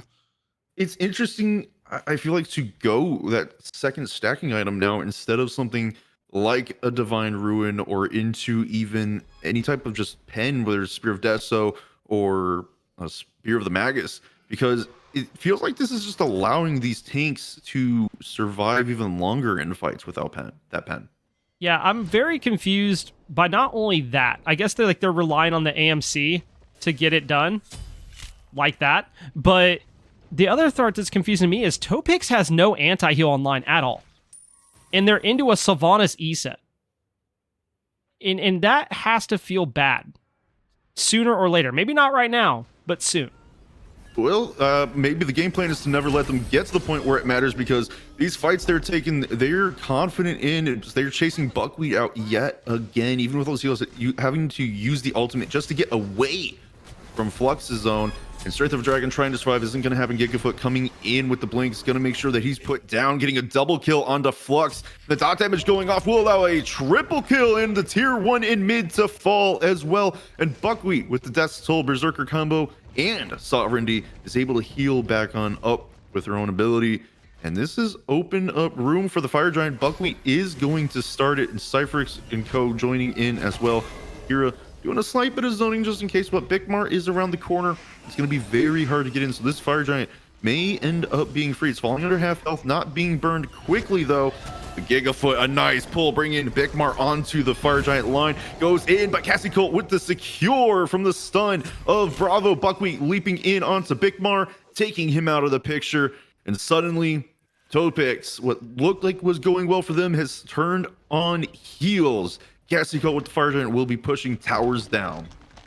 I feel like Cassie Colt's really trying to test us to make us think like, hey, you know, we wanted to let him steal it. Because the fact they let Big Mar walk up that far into the pit is insane. There's no shot I let that man into the pit. And if he walks that far up, I turn and burn him before the Fire Giant.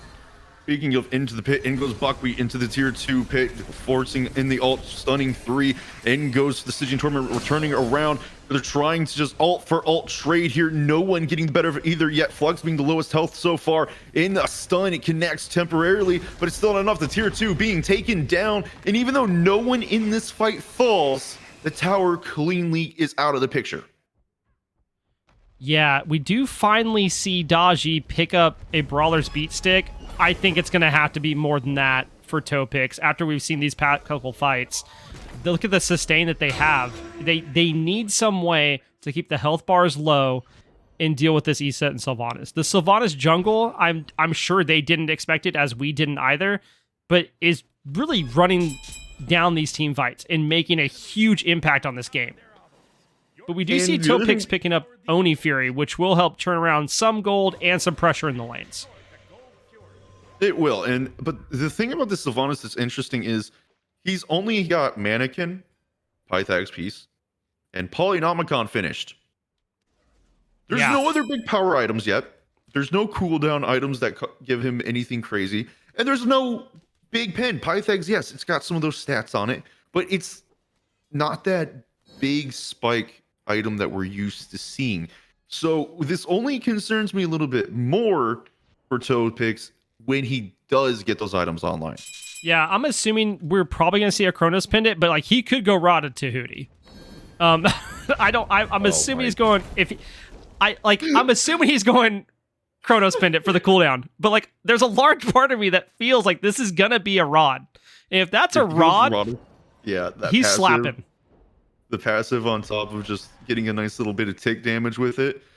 Speaking of slapping, though, over in the duo lane, you see some members of Cassie Colt getting caught here by 4 members, but the speed that they're able to just turn tail and run and get as far away as possible, that's actually impressive to see how quickly they got away, because Topix, that was an opportunity to eliminate 2 members with Fire Giant, and now they have to fall back towards their tier 2 themselves, as 3 members of Cassie Colt have regrouped and are ready to position themselves to try and take this tier 2 with only 3 members, by the way. They're still waiting on Bravo and on Gigafoot to try and rejoin. Gigafoot may actually just go for this tier 2 mid.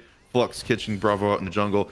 But this tier 2 tower on left just tried. Not going to work. Stygian Torment is used. Catches 2. Cypherx will use the beats to get on out. Flux going up into the pile, trying to bring members back in. Does bring 2, but recognizes he cannot fight this. The ultimate coming in from Buckwheat does land. Temporary stun has to get away, though, because the ult from Phoenix makes him too slow. Members constantly just in battle. Dragon a little too deep, though. The rest of his team forced back under the tier 2. They're trying to find a way to get poked, but it doesn't matter. Bravo is going to be the first one to find a kill on Phantom. Cypherx gets strength of a dragon, and this forces Topix to full on retreat. A 2 for none. The tier 2 in left hand will fall, and the Phoenix will find itself in trouble. I really thought that fight was going to go in favor of Topix, and then Cassie's Colt got grouped up, and holy did they just decide, oh yeah, we're just going to run it down now. And I was wrong. It's a Karen's coin for the Sylvanas, followed by a Mirrodin. I don't want to fight that at all. No, yeah, I mean, to be fair, I did mention earlier that I was surprised it wasn't an immediate Doom Orb Karen's coin. There's the Karen's coin. You ask and you shall receive, even if it's late.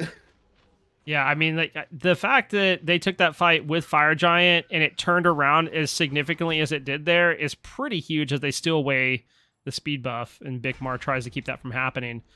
But we do see for Cypherx that now there's a fail not online. And that's not an item we see often either, but that's gonna help a little bit, I think, with the crits and stuff coming through. I don't really know how I feel about that pickup in this build, but we'll see how it pans out. I do believe that item has pen on it as well, correct? Yeah, 10%. Yep. And pen cooldown reduction. So it seems like he's just trying to get as much value out of cooldown reduction with pen at the moment. Yes, it'll have a crit every now and then, but without like a Deathbringer or something to accommodate it, it's not going to be that big of a deal. I do believe this is more for the pen cooldown option, because I mean, he's an AMC, max cooldown AMC. You can just hive every few seconds. So it is a good way to keep himself in and away from fights that he either does or doesn't want to take.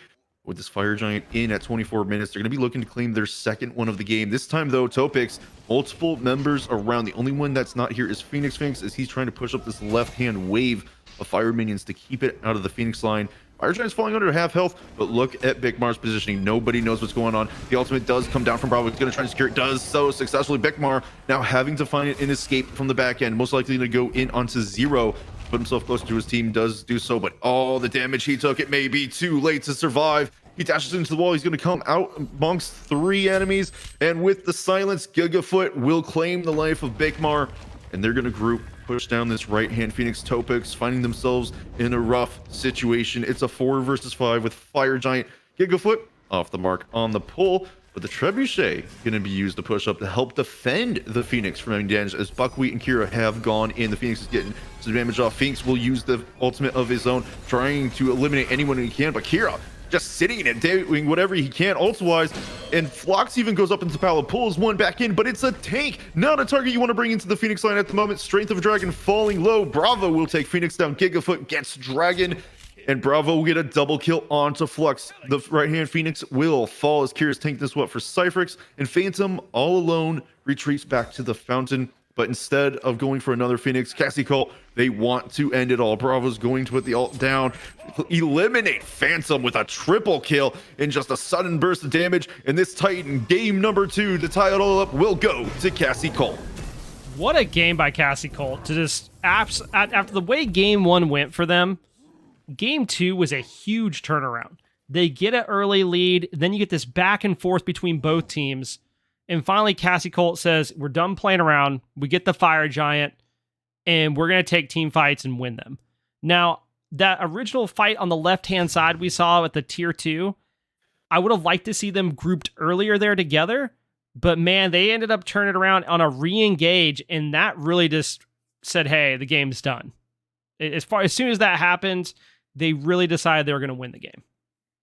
And, I mean, you said they wanted to play the protect the AMC comp. They didn't just protect the AMC. They protected the Set and each other every chance they could. I mean, the early to mid game, it felt like Topix were going to have control of it all. They were going to start running away with it. But Buckwheat, it seems, was able to put his team on the back for just long enough for the rest of them to come online. And man, did that time bought for keeping Dragon down in levels, it paid off for this team. And Frostbite saying that the E-Set ult at the end of the game hit him for 1900.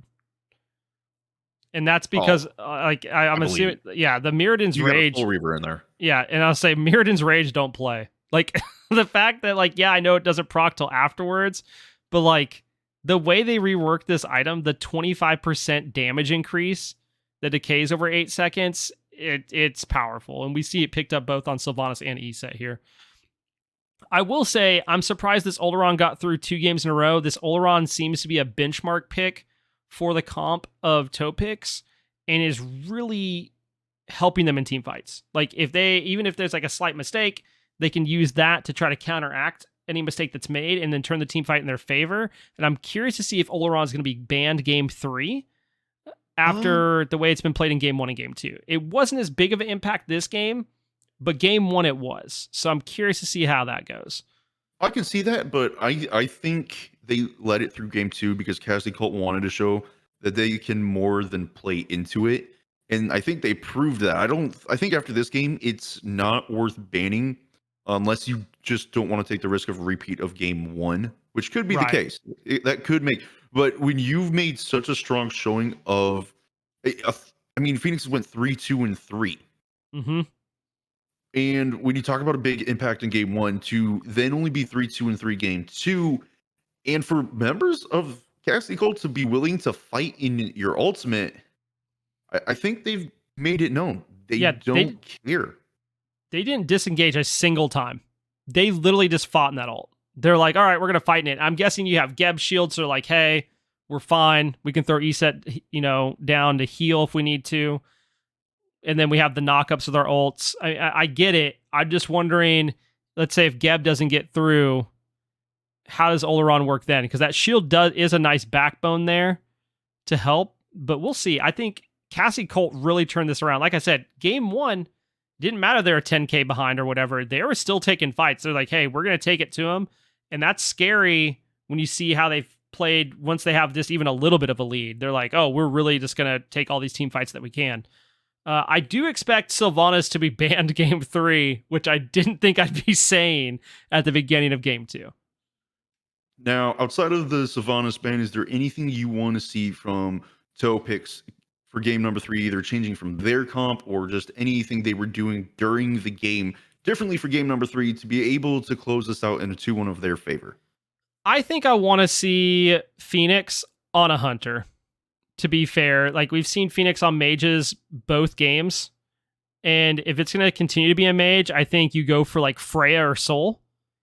I think they have just a large impact, especially the Freya right now. Freya can literally kill a carry with 4 autos after proccing too. Like, it just feels good. But I think that's the biggest change I like to see. Maybe get off this King Arthur. I don't know if it's offering enough in the team fights. It's offering enough for the laning phase itself, but is it offering enough for the team fight? I'm not as sure. Yep. But we do see that Cypherx did lead the way in damage with the AMC for Cassie Colt. And I thought Flux started off really well in this Daji early, but after that, they even dealt with the Daji really well, which is surprising because I expect that to go the other way. As soon as I see a Daji locked in after watching Lasbra play it this weekend, I'm like, oh, they're good. Yeah. If you didn't watch SPL this weekend and you want to see someone play Daji like, it's their job because it is, go watch that game because it was nuts. The man literally just fragged out of his mind. /replay. All right. That was a fun game. It was a fun game. I really want Hi-Res to fix this thing where if I hit my numpad, that it brings up the option menus. I hate it. Yeah, it's a keybind thing. Yeah, I want it to go away. You were doing really good there as a chair too. What do you mean? What? I'm telling you, dude, if you watch the cast that I did, it was not very good. It was bad. I don't know. You were doing perfectly fine with me. Yeah, but you gave me time to talk. True. I mean, that was a problem that I had in mine where I didn't get time to talk, or like I would be in the middle. Like, let's say a fight breaks out and I'm in the middle of analysis, even if it wasn't like a significant fight. So like, let's say we're just watching the 2v2 in mid, no. And it's been so much fighting, it doesn't matter at this point. Yeah, like it doesn't like, or like it's like a tiny fight that's like, okay, they're poking each other. Nothing's gonna happen. Nothing's gonna come of it. So like, I didn't get to do analysis I want to do. Like, I would see something, I'm like, yo, I gotta talk about that, and then like 2 minutes later, I get my chance to talk, and it's like, well, that sucks because what I really want to talk about is 2 minutes ago, this guy bought this, and this is why he's building it, or so on and so forth. I am surprised that game, by the way, Cypherx doesn't go Jotun's Cunning over Fail Not because of the fact that if you hit 2 abilities, it gives you a 25% cooldown reduction. And on AMC, that's insane. Yeah, no, that's a fair point. I mean, I can't say anything against it just because it worked so well for him. Oh, yeah, 100%. But no, I don't think I can disagree with your point either. It's one of those things where it's like, I'm just surprised. It worked, yeah. But could it have worked better with this? Yeah, I mean, it makes me want to try Fail Not, I can tell you that. I'm not, that item's been dead for a long time. No more Fail Not meta, please. The last time that item was meta was so just... Oh, yeah. It was oppressive. It was absolutely oppressive. All right, heading into game 3, and they switched sides on me, so let me switch the names real quick. All right, I'm going to grab some water real quick. You're good. MB's toe picks.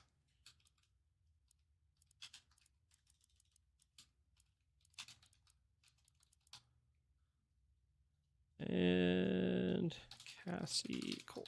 I can't spell, chat. Don't mind me. Chat, how are we doing tonight? How's everybody feeling? What is everybody up to?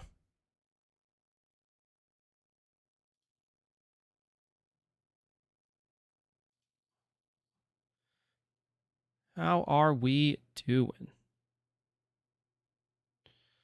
Frostbite, you better not ruin my viewer points.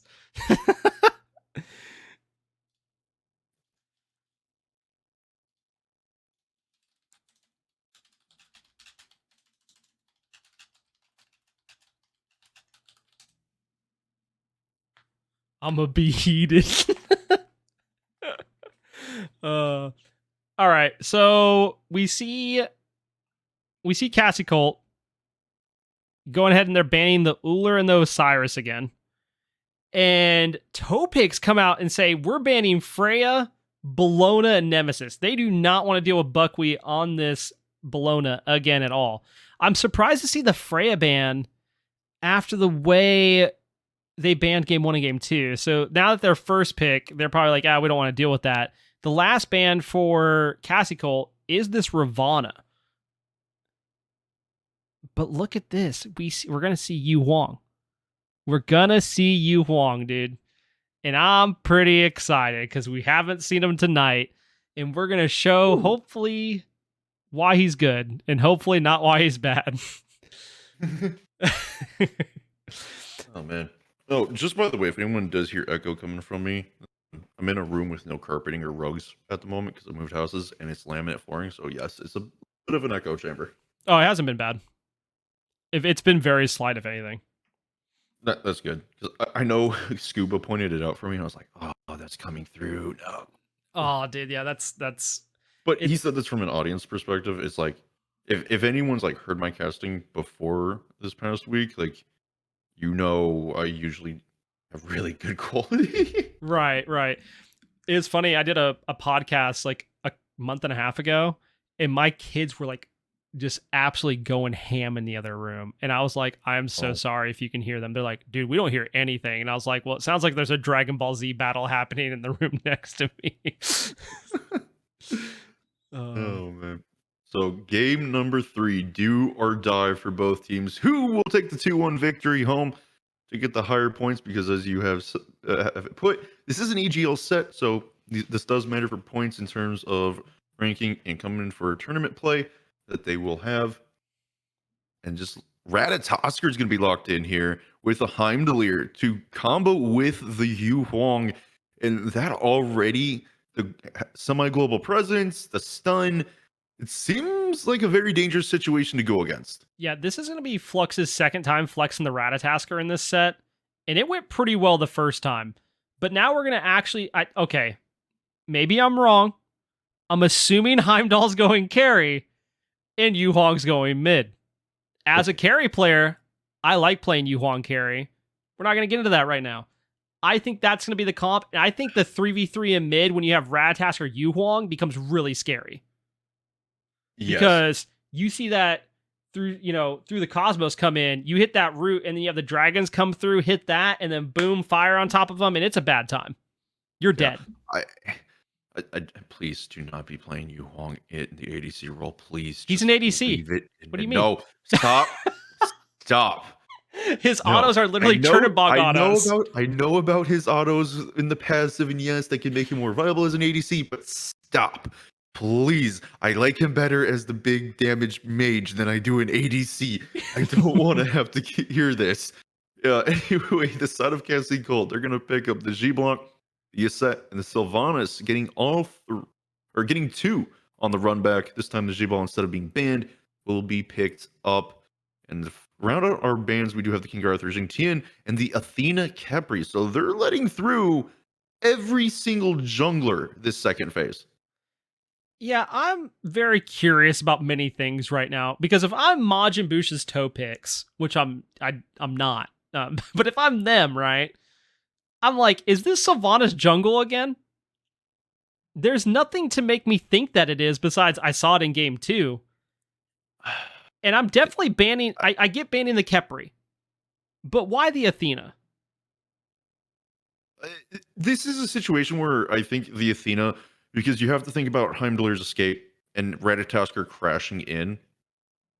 If both of those get hit by the taunt after going in and Heimdallr can't get through into his crystal in time as a result, it does cause enough problems for them to get burned in a fight. I don't disagree with banning anyone that has a taunt in this situation, just because, and especially Athena's, that is a strong taunt for how long it lasts compared to other taunts in the game. And it's a situation of, especially with her global presence, to be able to rotate and react to at a Tasker ultimate. I think it's just safe at this point. Yeah, I mean, I get it. Like I said, I'm just one of those things. I'm a little bit surprised because if I see Athena locked in on the side of Cassie Colt, I'm almost thinking Athena's going jungle instead of going the Sylvanas, because And that global pressure there hits a whole lot different. no, absolutely, and that is a good point to bring out. And this is an interesting couple of lock-ins here from Toe Picks. Serket and Poseidon Serket being supports locked. Poseidon solo. It has to be. Lona. Not necessarily. You know how Heimdallr's an ADC and Poseidon in the past has been played as an ADC? Oh yeah, they played Poseidon game 1 in ADC. They did. Yeah, you think there's a chance of a double? Wait, No, that's no. Ratatasker solo. Ratatosker solo Poseidon jungle. Okay, I can get behind this. I can I get behind can't this. too. He does Yeah, have I'm about he it. has the movement speed. He does have the ultimate that's impactful. Plus, as a solo laner, Ratatosker being able to rotate, being tanky, plus have heals in your foot. It's a Sylvanas jungle. This actually works better for Poseidon jungle. Yep.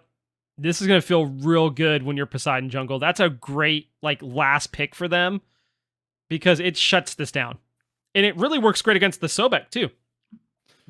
Yep, Because you get Doom Orb Karen's coin, you go into Divine Ruin, Spear of the Magus, you get Rotted Tahuti, you get Soul Reaver, and bam, you're wiping out Sylvanas. yeah, this is a really great play by Topix here in the picks and bans. You couple that with everything else they have on this team, and you're like, hey, we can send them to Niflheim. Guess what they're coming down into? Poseidon Kraken. Or you throw the Deathbane on him from Serket. Get that anti-heal spread. I mean, it can become a real problem here with the aggression that's going to be brought by Topix here. We have two different tiles of comps happening where we have just the aggression that can come out of Topix. And then again, we have this protect the whoever comp, the carries, on the side of Cassie Colt. We see them with X-Ball this time instead of the AMC, but I'm not sure that X-Ball is better than AMC was. Now, I am going to raise a concern, and my concern here is in the solo lane. Yes, Ratatosker has a stun. Yes, he has an engage tool with his dash.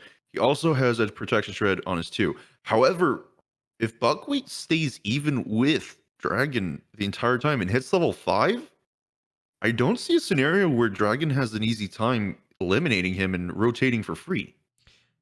Yeah, Dragon's not looking to solo kill this game as often as last game. I think this pick is literally to rotate mid and cause problems. Well, if I had to guess, we'll have to see. Yeah, we'll have to see how he decides to play it. In the meantime, it was a Sobek locked in for the support role here, and that's going to be interesting enough to see because it's Serket and Heimdallr picks. So it definitely seems like a comp of play around being able to lock down certain figures, Heimdallr being one of those, so he can't escape in his crystal. And as we're getting ready to go into game number 3, Blaze, asked you it last game. I'm going to ask you again for the 2-1 win. Which team comp do you like better? I have to take Majin Bush's toe picks because they have the Yu Huang. And I think that match with this Poseidon jungle, everything about this comp seems to flow really well together. And I just don't know if I can agree with Sylvanas jungle winning 2 games in a row. That's what this really comes down to. Is Sylvanas jungle winning 2 games in a row means I'm playing Sylvanas jungle sometime this week. Well, there's only one way for us to find out, and that's to go ahead and get into game number 3. Do or die for Cassie Colt versus Majin Busha's toe picks. That hurts to have to say. My mouth feels disgusting. I hope to never have to say that again, and I hope I never choose to say that again. In the meantime, this is because of where AGL is in their season. This does impact the tournament. It absolutely does. Playing either to secure or to find a better chance of getting into the playoffs coming up. And so picks this comp, Blaze, they've got to be looking to get off from the start again, except hold the lead and just blow past Cassie Colt. Oh, they're looking to W key the whole game. Like if I've seen a WT comp, this is it. Like they're not looking to like counter engage. They are looking to literally run it down. Also on the side, I didn't mention this earlier, but I feel the need to mention it now. And that's the fact that when I tweeted out that I was casting this game, Majid's reply was, if I could barf at a tweet with my own tag in it, it's that one. I can't blame him because I remember when he saw this name, he was not happy about it. It's one of those things. It's like it's very similar to Jithan's situation. You start seeing team names that you just don't ever want to think about ever again, and I honestly can't blame them. Some of these team names that involve their names just they're wild. Yeah, I get it. I get it. I was I was on a team with Busha for a small amount of time called hashtag Damn It Busha. Oh, I remember that team name. Oh. To be fair, that was his own doing. So No, I don't disagree with that. It's just oh my goodness, the people just try to meme the team names so much. But in the meantime, we do see for the jungle Flux is going into that tier 1 item that could lead to do more Borkaren's coin. So we may see an immediate movement speed. Poseidon coming out. Bigmar most likely going into the Chronos pendant with the conduit gem. But one thing to note is Bravo sold the starter item and decided tier 2 Book of Thoth. Yeah, I was going to talk about that. Getting that book online early could feel very good as the beads goes down on Bigmar here. Very early, they're looking to get aggressive. But along with that, Ratatasker picks up Warding Sigil, which has started to make a comeback, and I'm curious to see how this goes for this Ratatasker. It will be interesting, but we already see a little bit of an invade coming out from Giga and Bravo. Because of this clear, they're able to have yet again in the mid lane, just stripping away the jungle, and even an immediate rotation over to Solo Dragon, maybe finding himself in a little bit of trouble here. This is not a blink that's online at the moment, so he doesn't have to worry about that. But Zero is just getting aggressive, walking at Dragon. The damage, the first blood, minute 20 in, goes to Gigafoot Zero, 500 gold onto the Sylvanas jungle. And this is a very bad start for Topix, giving up not just first blood from your solo laner, but to the Sylvanas jungle. Yeah, if you hated Mannequin's Sylvanas when you're in duo lane fighting against it as a support, you're definitely hating it right now when it's in jungle and you're getting ganked in your solo lane. Yeah, over in the duo lane. Oh, Kira just off the mark with that pluck. A nice sidestep from Phoenix. And Phantom going very aggressive in there, using the dash to try and get as much damage as possible. Doesn't find success and almost gets punished for it with their life. And Kira getting a little bit of self-heal. Nice pluck onto Phoenix from point blank, though. Cypher's going to try and take it out. Does manage to do so for a second kill of the game. And all Phantom can do is dash and walk away. Try and stand near the wave to get as much farm as possible. But just not going to find success in any terms of saving his ADC's life. Bigmar, on the other hand, having to use that immunity to get away. And it's going to look for an invade opportunity onto this red buff, which is about to spawn. Bravo does want to keep an eye on the wave, though, doesn't want to miss this XP. So far, 2-0 across the board for Cassie Colt, finding themselves up 1,000 gold. Yeah, and this is the problem when you have squishies at the beginning of the game. Like, you just can't fight into it the same way. But when we start talking about level 5 to level 7, I think that's when we're going to see Topix start to come online here. When they start getting a little bit more tanky. Just a little bit of itemization online, then they can fight into this a little better. But they really need to worry about Gigafoot, who's being an absolute menace walking around the map. Walking around, getting purple buffs, ganking solo, getting blue buffs, just invading everything. You can't let this happen. You have to shut this down. No, I have to agree. And it just feels like Gigafoot's confidence after that last game is just showing that I can do whatever I want with this pick. And speaking of doing what you want, Cypher's going to get a kill onto Phantom. Find himself up 2-0-0, and their level lead is going to start increasing here very rapidly, especially with these staggered picks in the duo lane. So it's something that Topix, they're going to have to be careful of, because even though they're trying to get invades over on the right side of the map right now and possibly find a kill in the solo lane, this duo lane gets out of hand, it's going to be worse than if Buckwheat can rotate first. Agreed. And we do see Flux has been doing a good job of invading. Got all the right side camps, got into invade speed there, is taking the opportunity of Giga rotating around to go, okay, well, I'm just going to go steal your farm then. And it's working out to be pretty even. But once this Poseidon's level 5, we need to see it come online and start getting some kills and putting pressure on the map. Well, that is part of the point of picking it. So hopefully we do see that as he does hit 5, going to try and down that buff for the green buff for his support.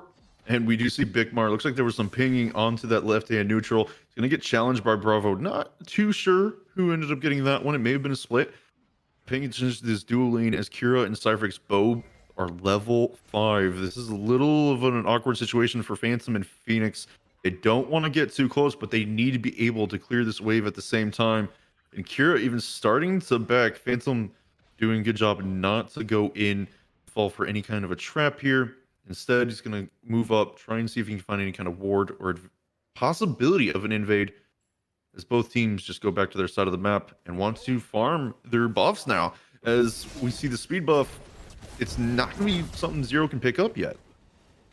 Yeah, I like the idea there for Topix to push up, but like you had Draugr Harpies over here you could have went for, is what I like to call them, and you have the purple buff you could have went for.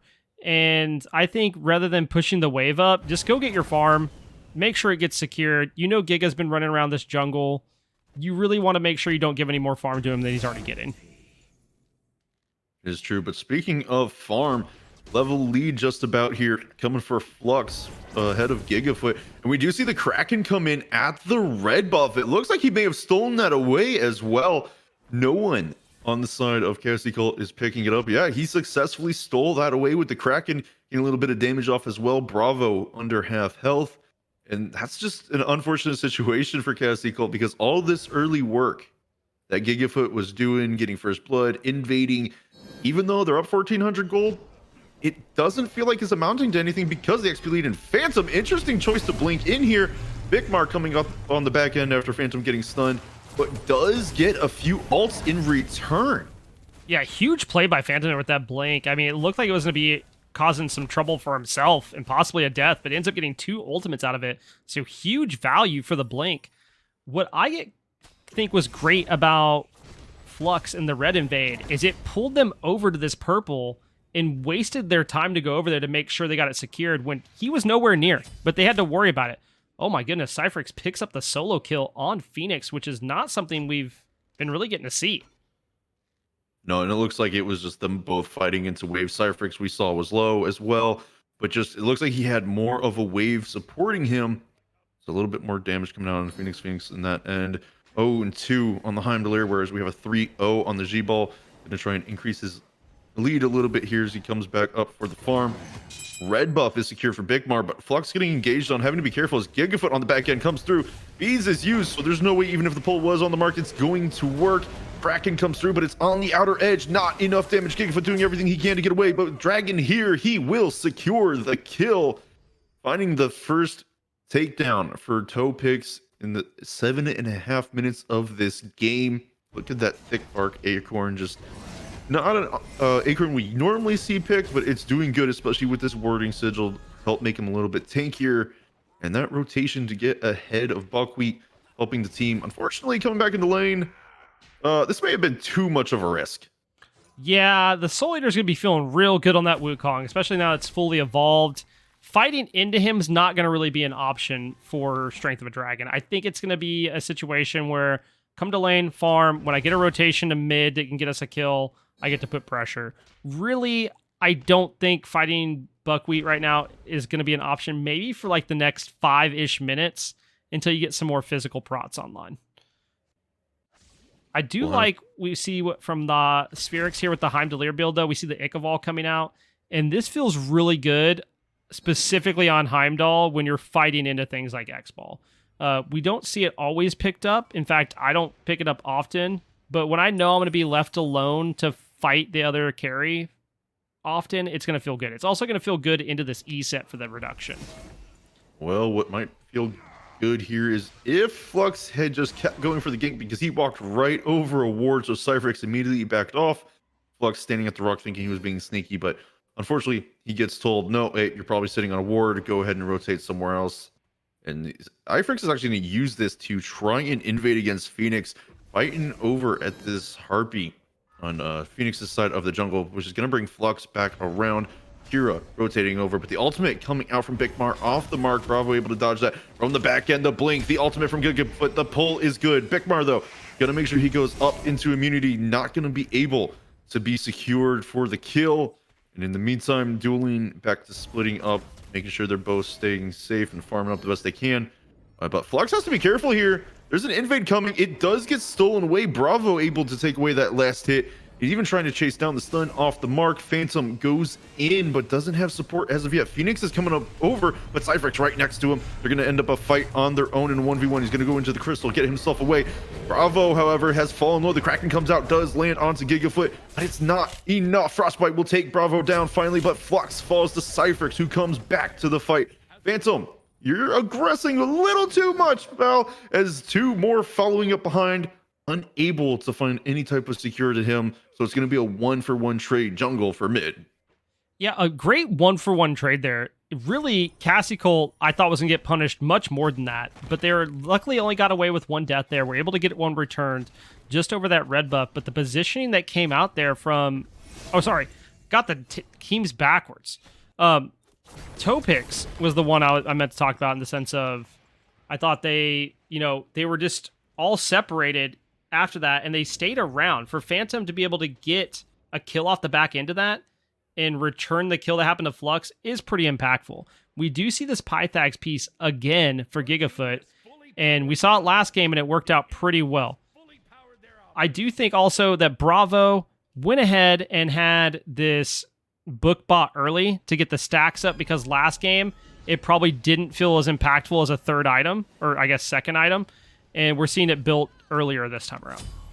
Well, speaking of impactful, just 3-man full-on send onto Bravo there. Bravo uses the ultimate trying to make sure he can survive, but no, Flux took him out far before, and Dragon, recognizing that he's falling into trouble, seeing Gigafoot come around the corner, gets into the ultimate and out of dodge immediately. Instead, off that, they're going to go ahead and go for this Pyromancer, recognizing that there's no one pushing towards them as of yet, and it's falling pretty fast. So is it? No, never mind. It's not falling that fast. I thought it was falling a little bit faster. There's a little bit of deception as health bars temporarily blocking, but Kira's had time to come rotate over.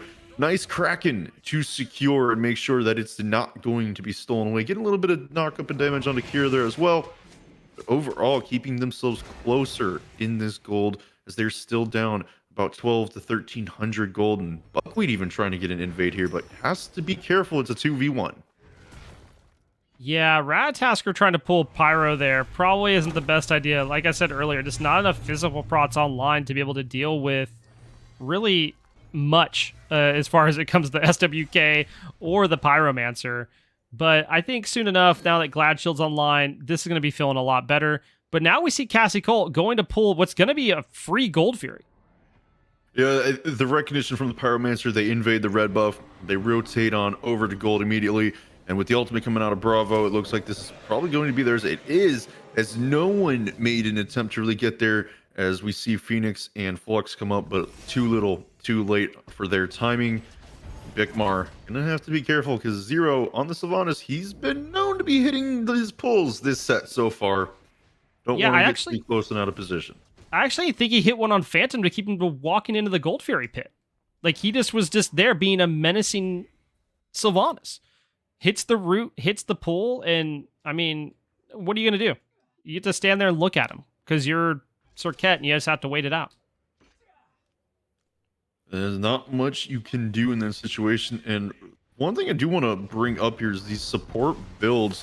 We see this mask coming out of Phantom matched with the Gauntlet of Thebes and the Heartward Amulet, which is not an item we've seen a whole lot of in the support builds so far this year. And Kira going a little bit more standard, but going for a Spirit Robe second item. I'm actually really surprised to see this amulet, and I don't know which glyph you buy if you buy any of them. I mean, the magical proc is going to feel good into this E-Set and Sylvanas, so I don't dislike it. I am surprised to see it, though. Kraken used here by Flux just to secure he can get away from Gigafoot, as Giga was doing quite a bit of damage to him. The Doom Orb, the only thing fully online, whereas it's a Poly and Pythags for the Sylvanas jungler. And Bigmar finding himself in trouble, having to get out. ultimate from Cypherx there to support his team as well, but unfortunately, it just doesn't matter when the immunity is getting used. In the meantime, Phantom walks under tower as well, and they're looking for another red buff invade. So much of the lead they currently have is just off these invades they've been constantly doing. And Blaze, at this point, Topex need to change something to stop this from happening. Yeah, the aggression that's coming out of Cassie Colt here is not something I necessarily expected, with the fact that the way they drafted was very tanky, but they're literally using Gigafoot to run around this jungle, be a menace, and now they're grouping with him. And this gets really scary if you don't do something about it. You have to shut this down. Whether it is you get a kill on Gigafoot, or there's the rat kill that 5 minutes. I said that at 5 minutes I thought he'd be able to do it, and he did. Absolutely amazing there by Strength of a Dragon. But I think, here we go. We have to be putting all of the aggression onto either Gigafoot or just ignore the tanks and going on the carries. And speaking of going in on the Giga Dragon, using the ultimate, goes straight down on him from the branches. And he's going to use the ultimate, try and get away. Nice lurking in the waters coming out from Kira to slow the team down, but it doesn't matter. Bikmar with the root and the damage following up to take him out of the picture. And with Bravo and Kira behind, more members showing up. They want to try and turn around and get something, but going to be unable to do so. But one thing I am disappointed in here is there's no anti-heal. Yeah, this was a problem last game. Flux decided to rush for the Dessa, which I understand for the cooldown, but no Divine Ruin yet, or even a Pesty coming out from anybody, which kind of concerns me. Yes, you just blew up Gigafoot, but last game, heal kind of caused issues. Yeah, I don't know what's going on with the lack of anti-heal in either game. I mean, we saw a little bit last game, but with as much as going on, the healing that you saw last time from this E-set, you have to ask yourself, what's going to cause problems for you in the team fight? And it's that heal. That heal and the damage and the secure that comes with it is a problem. And then you look at how Rat's going to be able to heal, how Yu Huang's going to be able to heal with this Soul Gem, the Aussie. You have to get some type of anti-heal. I think that's just... I don't understand. I'm guessing we're building into a Mirrodin right now, which is going to feel good, but I guess the best anti-heal is death, and we'll just see how it goes. Yeah, it's kind of interesting because you mentioned the ultimate coming from Bravo, but Buckwheat's ultimate to self-heal, Gigafoot's heal, Kira has the self-heal. It seems a little bit of a risk not to get anti-heal against any of them at this point, with 4 members having good team or self-healing. And we just saw their Flux getting a pull from 0 and just immediately losing over half his health, having to get away, goes towards a speed buff. Neutral Harpies on the right side go down for free. Cassie Cole immediately moving to the Pyromancer, getting a rotation from Buckwheat here to help take this down. And the only one going to be nearby is Dragon, or as Phoenix kind of looking at a small skirmish with Cypherx, but just playing around the rocks, not letting it happen. Pyromancer goes down long before Dragon can show up. So another increase into the gold lead, but it's still only balancing that 1,1400 mark. Yeah, the gold lead's not super significant right now. Obviously, it's going to be feeling good because they are in the lead, but it's not by much. What I get concerned about here is the fact that we're now seeing crit online, even if it's just a minimal amount right now for Cypherx, that if there's not a Spectral picked up for this Rat's going to have a bad time. Over it. Mid-team fight breaks out, and Bikmar gets a big double kill. Bravo and 0 biting the dust. The immediate rotation to the Primal Fury off this, and Cypherx looks like he's going to try and do something, but Phantom is trying to sniff them out, see what he can do. The Primal Fury falling low. There's no chance to get near, just recognizing that they need to stay away, not take the risk. Flux not having the Kraken wasn't even needed. And they're rotating across the map. This tier 1 in mid being looked at. Flux going to get a hit on there, but with Buckwheat and Kira here, it's going to make the smarter decision to kind of just back away and regroup somewhere else, as the tier 1 in solo lane was taken down by Buckwheat. So he's going to be able to rotate freely across the map. Yeah, and Flux apparently got a triple Kraken there, which is just going to feel good. Like that's what we were talking about earlier. If you get value out of these Krakens, you're getting value out of the rotation of this Poseidon. That's what you need. And I talked about it earlier. You have to take Gigafoot out of the fight. A lot of these fights are centering around him stepping up, getting the pull, getting the knockup. If you just take him out, it takes so much away from the team fight of Cassie Colt. in what they're wanting to do that it opens everything up for your team. So I think it's either you take them out or you ignore them and kill the carries. One of the two. And that time they got to do both. It is nice to see, but Mara, that's a bit of a risky back. Recognizing Kira's getting aggressive will go up into the immunity, not allow himself to get plucked, but just the fact that you're willing to back, knowing there's enemies in the lane as well, is just interesting. But Buckwheat comes in, gets the Tiger Stun onto Flux, has to use the bees, trying to get out Kira off the mark with the pluck, does not connect, but doesn't matter. Flux will fall to Buckwheat, come crashing down his dragon. They're trying to get more. Phantom has to leap on out over the wall. Dragon dashing away as well, as 5 members strong stand Cassie, Cult, and now they're rotating towards the Fire Giant. It's going to be started. Members of Toes Picks coming in behind, trying to find a way to be able to contest this, but Kira doing a good job zoning. Our Giant, however, only now hitting half health. It's not being burned fast enough. They're going to have to either drop and commit to the fight or burn it faster. Instead, they do drop it. They go for the fight, but it's too late. Dragon has already taken 0 out of the picture. Buckwheat finding himself in trouble, but so is Dragon, having to find his way out. Phantom taking a good chunk of damage. So now Toe Picks, with their tanks being shredded, falling further and further away from the fight. Buckwheat trying to find a way to do anything, but with the shred coming out of Phoenix here, just no opportunity. And Cassie Cole deciding they're going to have to disengage the Wells. A nice ultimate coming in from Phantom Bravo, a little too far ahead of his team, and he does pick up the kill onto Bravo as well. It's a 2 for none, and they stop the Fire Giant, and they end up picking it up here themselves, but I think they thought better of it. Just D-Ward, go ahead and try and push this mid lane tower. Yeah, they get the tier 1 here. They're 5 strong.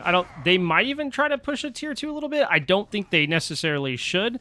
But that fight started off with Cassie Colt having Gigafoot go in, hit a knock-up, and everything started off well, and then they kind of stuck around too long, or they decided to go for fire, which I don't think was a bad call. But if you know there's 4 members there above half health, I say bait it. Throw one person under fire, and then you just wait around the corner until they step up, and then go in. Unfortunately, that's not what happened, but we do see a Divine finally picked up on the side of Toe Picks, and it's on Bikmar on this Yu Huang. Even opting to do it before finishing into that was likely, as you mentioned earlier, Steph Mearden. Now, one thing, Blaze, I need you to convince me on this double stacking on a set.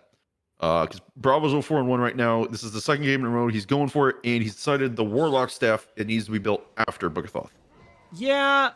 It just doesn't make sense to do both to me. It doesn't. I think so. We see a lot of the mid laners starting off Warlock staff right now. Obviously, it gives a ton of great stats. It gives you health. It ends up giving you pin. It gives you mana. It gives you, everything you want. It just feels good. I can't be convinced that the Evolved Book of Thoth feels that much better after that. I feel like there has to be an item that transitions better than Book of Thoth. I can't. I guess you're like, oh cool, I get a lot of mana. But and then it converts to power, but like, why not just build Rod?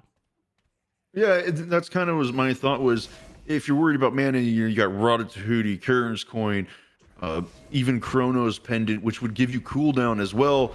And if you're worried about cooldown, there's also Spear of Death. So just anything that would help your burst damage as an asset, I would think at this point. But so far, this is Bravo's sticking with the build, and it's not working out right now. It did in game number 2. This game number 3 is a different story. So Cassie Colt finding themselves in an awkward situation. Their trebuchet shut down in the mid. Their one on the left-hand Phoenix is still standing there. I'm actually surprised they didn't have that pushing up the left lane with that one in mid. So they're finding themselves finally down in gold, about 150, 200. So Toe Picks, they've been down for most of the game, have finally found an opportunity to take even a slight advantage, as Buckwheat looks like he's getting a little caught, has to use the Eagle form to quickly get out, and the Ward Vision will stay in favor of Toe Picks for now at Fire Giant. I think this is the part where Toe Picks come online. Like, we see that they now have Spectral on Strength of Dragon, which is something I said they were going to need. They needed it in order to fight into this X-Ball. Your itemization is now to a point where you're like, okay, yeah, we had a lot of squishies early, but they're not so squishy now. And we can go in and we can dive these carries and then pick off the tanks. And that's going to feel really good. I still think they need to punish the Sylvanas. He's slow.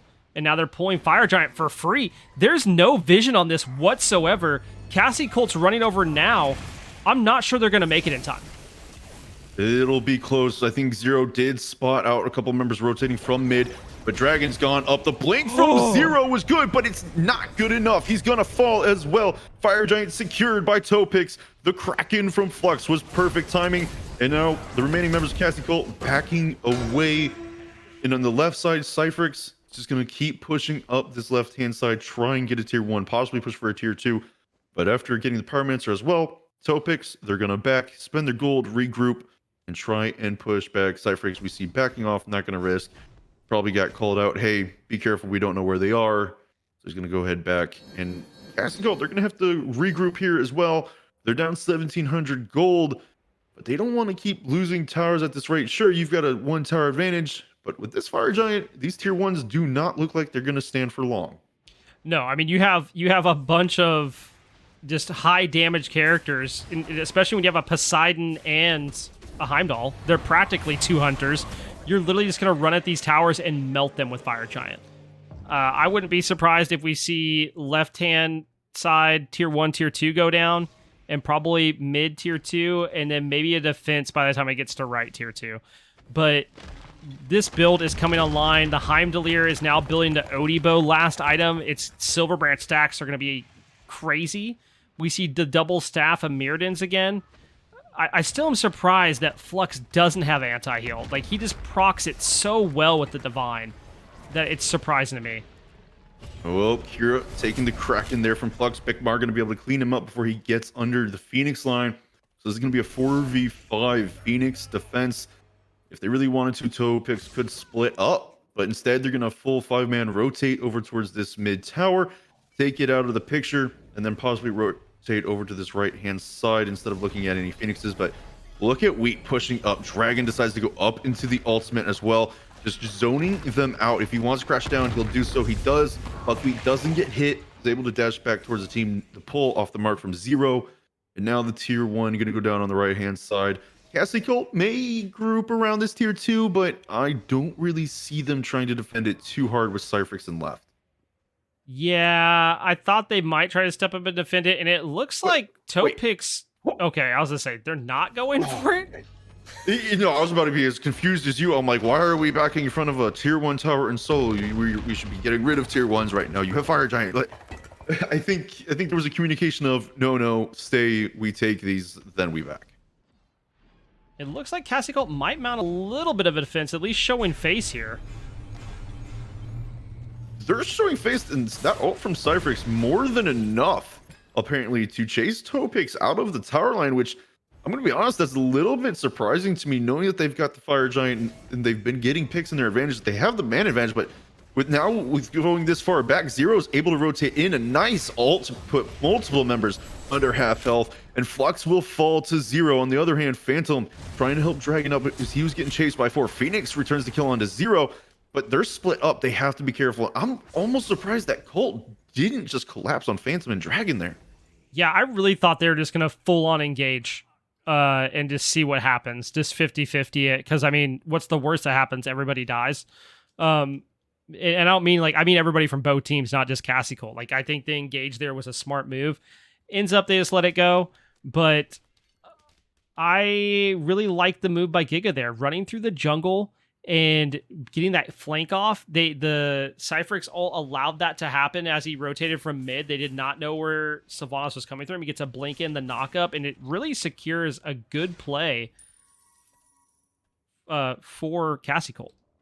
Because that could have went drastically the other way. The tier 2 goes down, and, you know, if you get a pick there, then it goes to Phoenix. But now that Fire Giant's down on Topix, it's the wait for the next Fire Giant, and I expect Cassie Colt is going to show up and fight over it. I would as well. With no Phoenixes being down, they don't have to worry about these lanes being pushed up first. So, and as you mentioned, with this Fire Giant finally being down, the next one likely will be the Enhanced Fire Giant when it gets taken down, just because both these teams will have to fight each other to be able to secure it. As we see Buckwheat getting a little bit of a start with Phantom, able to fall back with this team joining him, but Topix, they're 5-man here already, but the Fire Giants still got plenty of time for Cassie Colt to catch up. So this isn't quite going to be free. This is going to be a big fight, and with Dragon clearing minions on this right-hand side, his teams, they're pushed pretty far up. Yes, he has his ultimate, but he's going to have to quit. Is he backing? He's backing, his team's engaging, and Dragon is backing instead. He does have heroic teleport, so he'll be able to teleport nearby. But unfortunately, it may be too little too late because Phoenix Finks on the other side, a pull from Gigafoot puts him out of position and into a bad situation, ends up falling. Dragon now the teleport coming in, but it's on the back end, having to dash away. 3 ultimates down for the side of Topix, and Cassie Colt with 1 pick have taken complete control of the map, even still pushing forward, knowing these ultimates are down, wanting to find any more picks that they can get. A nice silence and pull onto Flux, finding himself a little bit of trouble, but Dragon coming in means that Flux can out damage him and take down the jungler of Cassie Colt. Now lurked through the waters, being used for Kira to try and get away. Barely surviving there, but Dragon wants to finish him off, not going to be able to do so. Meeting Buckwheat, the Tiger Stun's good. No return stun, but Flux, that damage, my goodness, Bravo almost takes him out. And an attempt there from Big Mar, but it just didn't get the right angle through the wall. Instead, Dragon's just trying to finish off kills for his team. This damage just constantly being returned, too much for either team to handle. So finally, a full disengage will happen. Okay, that had to have been single-digit health left on Flux. There's no shot it was anything more than that. Also, great move by Cassie Colt before taking any of this fight at Fire Giant. They had this wave pushing with the Trebuchet and got really good damage onto this tier 2. If they could have kept the fight there any longer, that tier 2 goes down. Well, even if they had, unfortunately, Phoenix Finks had just respawned, so I think he makes it back either way. The tier 2, it probably just ends up where it's at no matter what. I think the difference is just you risk losing more members and trading out more. So in the meantime, I mean, we're finally at the enhanced Fire Giant segment. Phantom up far a little bit again. 3 members of Cassie Colt around him, but no engagement coming in to commit to try and take him out of the picture. So instead, Cypher's gonna back, try and spend some gold, regroup with his team. Gigafoot pushing up towards the Fire Giant, while in mid, Bravo is gonna do a good job of forcing a wave.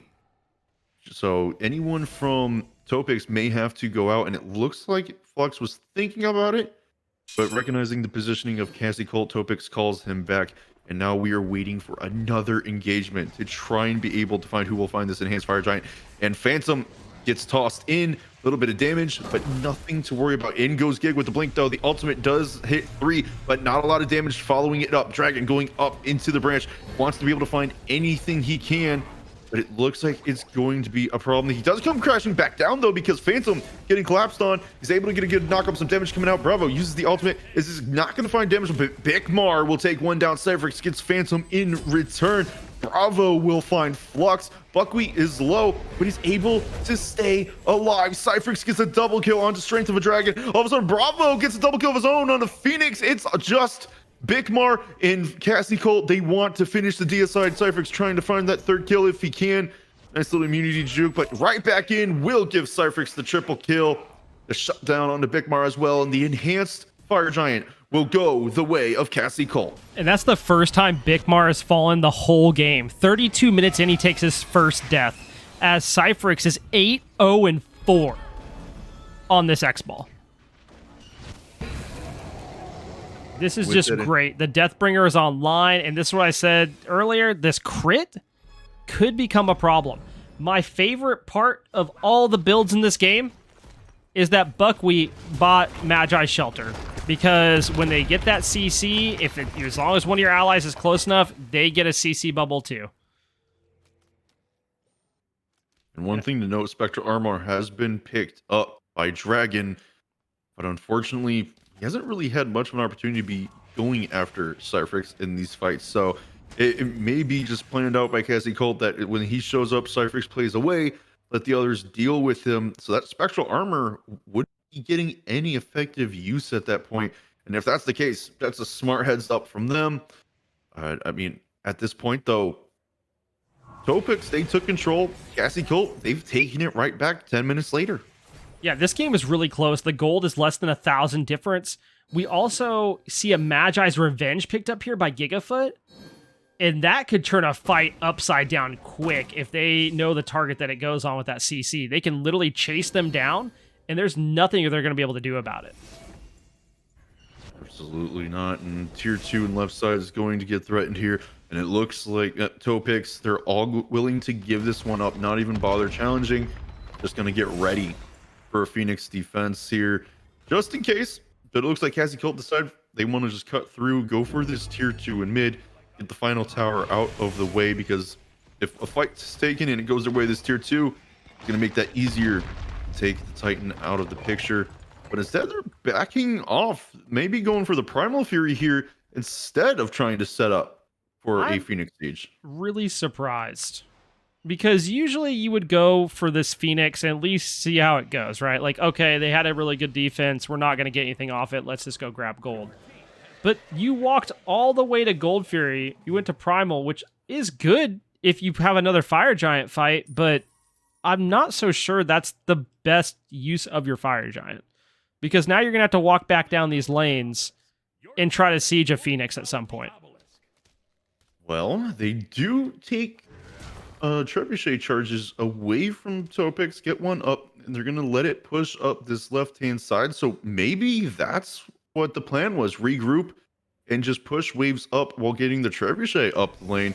Sure, this will let Topix regroup, but maybe this is a good decision after all, because that trebuchet coming up is only going to add the threat to the Phoenix during their siege. Yeah, it's going to be great for their siege. Overall, seems like it was a good pickup. I do want to touch on the fact that both supports bought Heartward. And we saw Stronghold picked up here for Kira on this Sobek. Very interesting. I'm curious to see, does Phantom go the same route here or not? But curious to see that both of the supports picked up the Heartward this game. Not like we talked about earlier, not a typical item that we see. No, but I mean, we do have a Poseidon and Yu Huang in the game, so I don't dislike it in this situation, just because that Kraken comes onto you. You're a little bit tankier to deal with it, survive a little bit longer in the fight. So we'll definitely have to see how it plays out, whether or not he will be the first one to engage on this fight, or if it will be Buckwheat. But the Trebuchet has met the line with Cassie Colt. So they're going to be looking to get a chance at taking this Phoenix. One Trebuchet shot and a little bit of health goes for the rest of that wave. And it's finally hit forward, getting some free damage on the Phoenix. Topix, it looks like Cassie Colt's the one telling you have to make the choice, because this will be enough to take down your Phoenix if left alone. But they step up and Cassie Colt just back away. They waited too long, and Hans Fire Giant is gone. Yeah, this is what I was worried about when they pulled off for the gold. I feel like if the goal was to get the Trebuchet, I think they go get the Trebuchet, send 2 people to gold, everybody else backs, activate the Trebuchet, and then you meet up. I just a very strange set of events. I get the idea, but now look at this. You have Topix setting up all the ward coverage and prepping Fire Giant, and at this point, vision is power. Not only that, but both teams with Fire Giant were unable to claim a single Phoenix. The difference was enhanced versus non. And now, as you mentioned, the positioning and vision, if they want to have it, they can keep it. But Topix decide to go back farming their own jungle, and Buckwheat's going to take advantage of that, clear the ward off of Fire Giant. Phantom get a little bit of damage, but nothing much. They're going to try and de-ward just as quick. Managed to do so, but 2 wards are sitting there. So Cassie Colt grouping. This is getting ridiculous at this point. Both teams are freely giving up the vision that they're just claiming, and position has now been nullified, and no one has the advantage at this point. No, this is really strange. I'm assuming, okay, there's the ward. I said we need a ward over here somewhere as a fight gets ready to break out. The plug onto Phantom, toss him in, goes out, but because the ultimate from Dragon, Cassie Colt decide we're going to let it be a waste, back off. But keep in mind, Zero used his as well. So it's not like it's a free takeaway from Topix. They did use something to at least force him into it.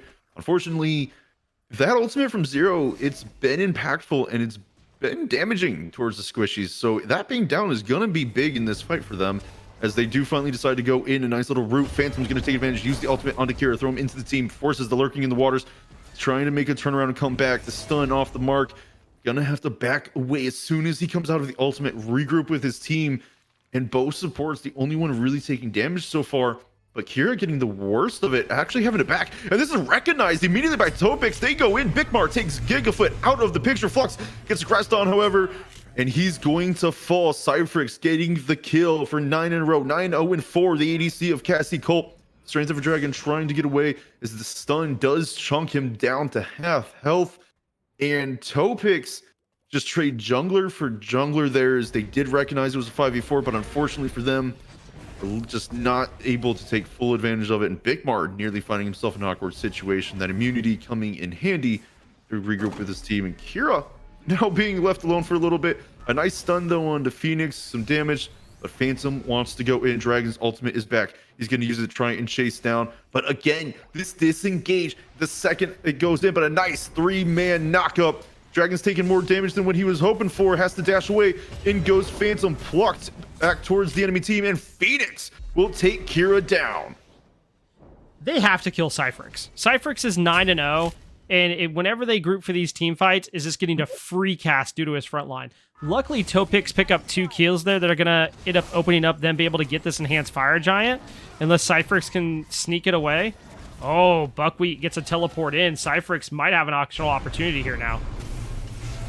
And he's going hard for the backline. Phantom being aggressed on by Cyphrix, but unfortunately for Buckwheat, Cyphrix didn't go to where he was. He stayed fighting back on the circuit. He's trying to stay in an interesting spot to be able to help Buckwheat. He's gonna go towards him, but the ultimate throws him back towards the enemy team. The Eagle transformation already used. They're trying so hard to finish off. He's low. No one is going to be able to finish him off. Flux instead, he goes to Cyphrix and just 3 crits in a row, shredding him apart. And he says, no, do not challenge me. 10-0-4. Yeah, you can't solo dive him. Like, that is not an option of things that you're allowed to do to Cyphrix. It needs to be a team effort, and I really think it starts with Strength of a Dragon, using that through the Cosmos to dive in on top of him. He has the Spectral, he has the Brawler's Beat Stick, he has the tools to make this happen, but he needs the team to be able to engage with them afterwards. No, yeah, that's the thing. You get that Spectral Armor. The whole point of that is to be able to deal with the crit, not constantly going in front of Cyphrix at this point. He's the only one to not die this whole game, and now he's just going to go for the Oni Fury, which would give his team an advantage to go ahead and do whatever they want around the Fire Giant, because if that pushes up for free, you lose your Phoenixes. Yeah, but Bravo made the rotation, and Topix knows. They're going to go for it, trying again with the man advantage, but not able to find any picks this time. They're going to go back and try for the enhanced Fire Giant. Notice this is a 42-minute game at this point, but recognizing that the ward vision is there, they're immediately backing off, not willing to take the risk of getting caught in an awkward situation and dying due to Fire Giant damage and the engagement. Good decision overall here, but this is going to let Cyphrix back into it, and look how far up the Oni minions way. They've already reached over halfway point of the map. Topix are going to have to make a decision: defend the waves or take the fight. And as Dragon is not here, he's teleporting in. Cassie had a temporary lead, but Kira off the mark on the block. He's going to get aggressed on, immediately thrown in an awkward situation, but lurking in the waters, able to get away. Gigafoot did use the ultimate as well, but Dragon up in the air, flocks an ice ultimate with the Kraken, gets one. Dragon crashes down to take down Cyphrix. Phoenix gets Buckwheat. It's a 3 for none. The Kraken sets everything up. A double kill. Phoenix. Bravo takes down Bigmar, but it doesn't matter. It's a 4-for-1 trade. I don't even know if you want to do the Fire Giant. You're all low. There's a tier 2 to take, but props to them for that fight. And Gigafoot, in the meantime, healing himself up, wants to try to get this mid Phoenix. Yeah, I think does he get it? He has Oni minions there with him. It's going to be, he gets it to 50. I don't think he can full get it with these backs going off. But they finally kill Cyphrix, the menace for Topix there. Every time they engage, Cyphrix was there to take them out, and it finally turned the favor of Topix. This enhanced Fire Giant should set them up to be able to take these Phoenixes down, and maybe even more. They have to clear these waves, though. Onilave's still pushing left as it gets pinged out, but they have waves in right that are pushing slowly but surely as well. The grouping just set Flux up for the perfect ultimate. He gets a kill off it, Dragon comes down, takes Cypherix out of the picture. I mean, you could not ask for a better setup from your jungler playing Poseidon in that situation, just to create that opportunity. Unfortunately, under this Phoenix, they do manage to get it. Dragon takes quite a bit of poke, but Flux gets pulled in. This is not good. He gets taken out. Gigafoot shredding him down with the team. Dragon gets taken out by Cypherix. And suddenly, after a good fight, things have turned head over heels against Topix here. Vikmar is pushing up mid lane now to try and help his team, but they're being hunted by 5. And with minions in the left-hand Phoenix, that's going to slowly start falling as well. Topix, they got to do everything they can to get away. Vikmar is the target, but a nice little taunt there from Phantom. Gonna force Kira to turn around and pull from 0. It's not enough to leap out into the Phoenix line they go, but there's an Emperor's Guard coming out from Phantom. It's going to do damage against them, and Vikmar gets a nice double kill. The Phoenix defense, Phantom cleans up a third onto Cypherix, giving him his second death of the game. Bravo is now the target. Vikmar, his damage is insane. From the Yuhong, gets a triple kill. Buckwheat going up into the ultimate. Finks wants to try and find the kill, but isn't able to keep up the Eagle transformation. Too fast. Absolutely insane play by Cassie Colt on the way back down, and then it just gets turned around by Vikmar with the root into the dragon, and just absolutely insane play by Topix for that counter engagement. It was a 3v4? 3v5, and they turn it around. They pick up 4 kills, and now they're marching down mid, looking to try to end the game. And they absolutely can end the game. Phoenix is up with them. It's 3 members here now, 4th with Dragon coming in from the ult. Buckwheat trying to do what he can, but he's got 20 seconds till 0's up, 30 on the rest roughly. And this is game, set, match. Topix on a beautiful defense of the Phoenix off the back of Vikmar's triple kill, take the set away and have found themselves an advantage towards getting into that tournament coming up soon. Absolutely fantastic play by both teams. I mean, you're talking about a 2,000 gold difference. 2,400 at 45 minutes into the game. You couldn't ask for a closer game 3. These teams both wanted it. They both played absolutely insane. I love seeing that we finally saw the Magi's glyphs picked up this game. They were missing the previous 2. I think that usually in those team fights was helping a lot, getting that CC immunity. Unfortunately, for Cypherix, who started off 10-0, they end up falling down to Topix. But maybe they see him again in the playoffs if they have a good enough record. Yeah, you never know. We may see them playing each other once more later on. But just looking at these stats, Vikmar 10-2-15, Cypherix 11-2-6. I mean, Cypherix took 30 minutes till his first death. Vikmar took, what was it, 25 or so till his. Both of them surviving for as long as they did, as many team fights that happened, is just speaks volume to their positioning for so long. Unfortunately for Cypherix, his 2 deaths came at a worse time than when the 2 came for Vikmar. And look at these damage numbers: 44,000 Vikmar, 44,000 Cypherix, 38 Phoenix, 32 Flux, 33 Bravo, 25 on Giga. And it's just, the team play was excellent for so far. Both teams constantly turning it around.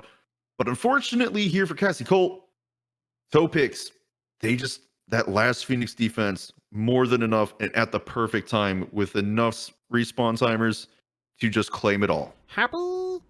Yeah, I mean, I couldn't expect a better match after how we saw Game 1 was heavily in Topix's favor. Game 2, we see Cassie Colt take that early advantage. It goes back and forth for a little bit, and then they just wrestle it into the control.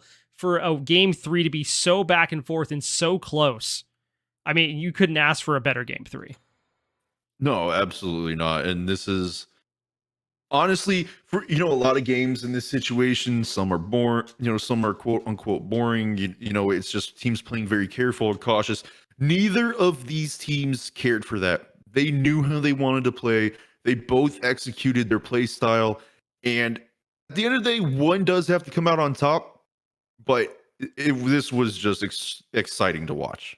Yeah, this was awesome. It was funny because Vikmar DM'd me. He's like, these games are crazy.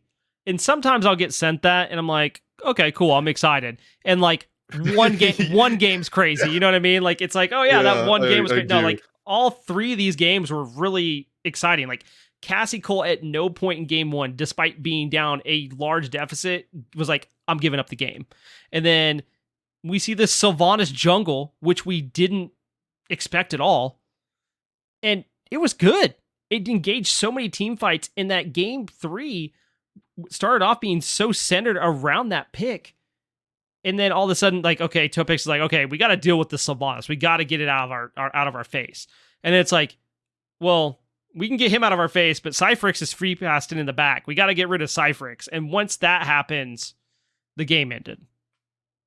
Yeah, no, it was just good decision making for so long for both teams.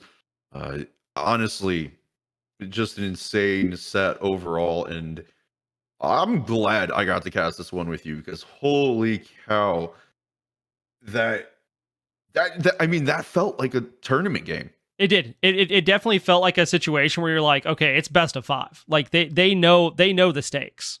Like they're playing because they know, okay, we need to get to the next stage of the tournament. We want to get to that quarterfinal, semifinal, finals. But yeah, I appreciate it, man. Like I said, I always solo cast, so it's very rare that I cast with somebody else. I appreciate you coming to cast. It was a ton of fun.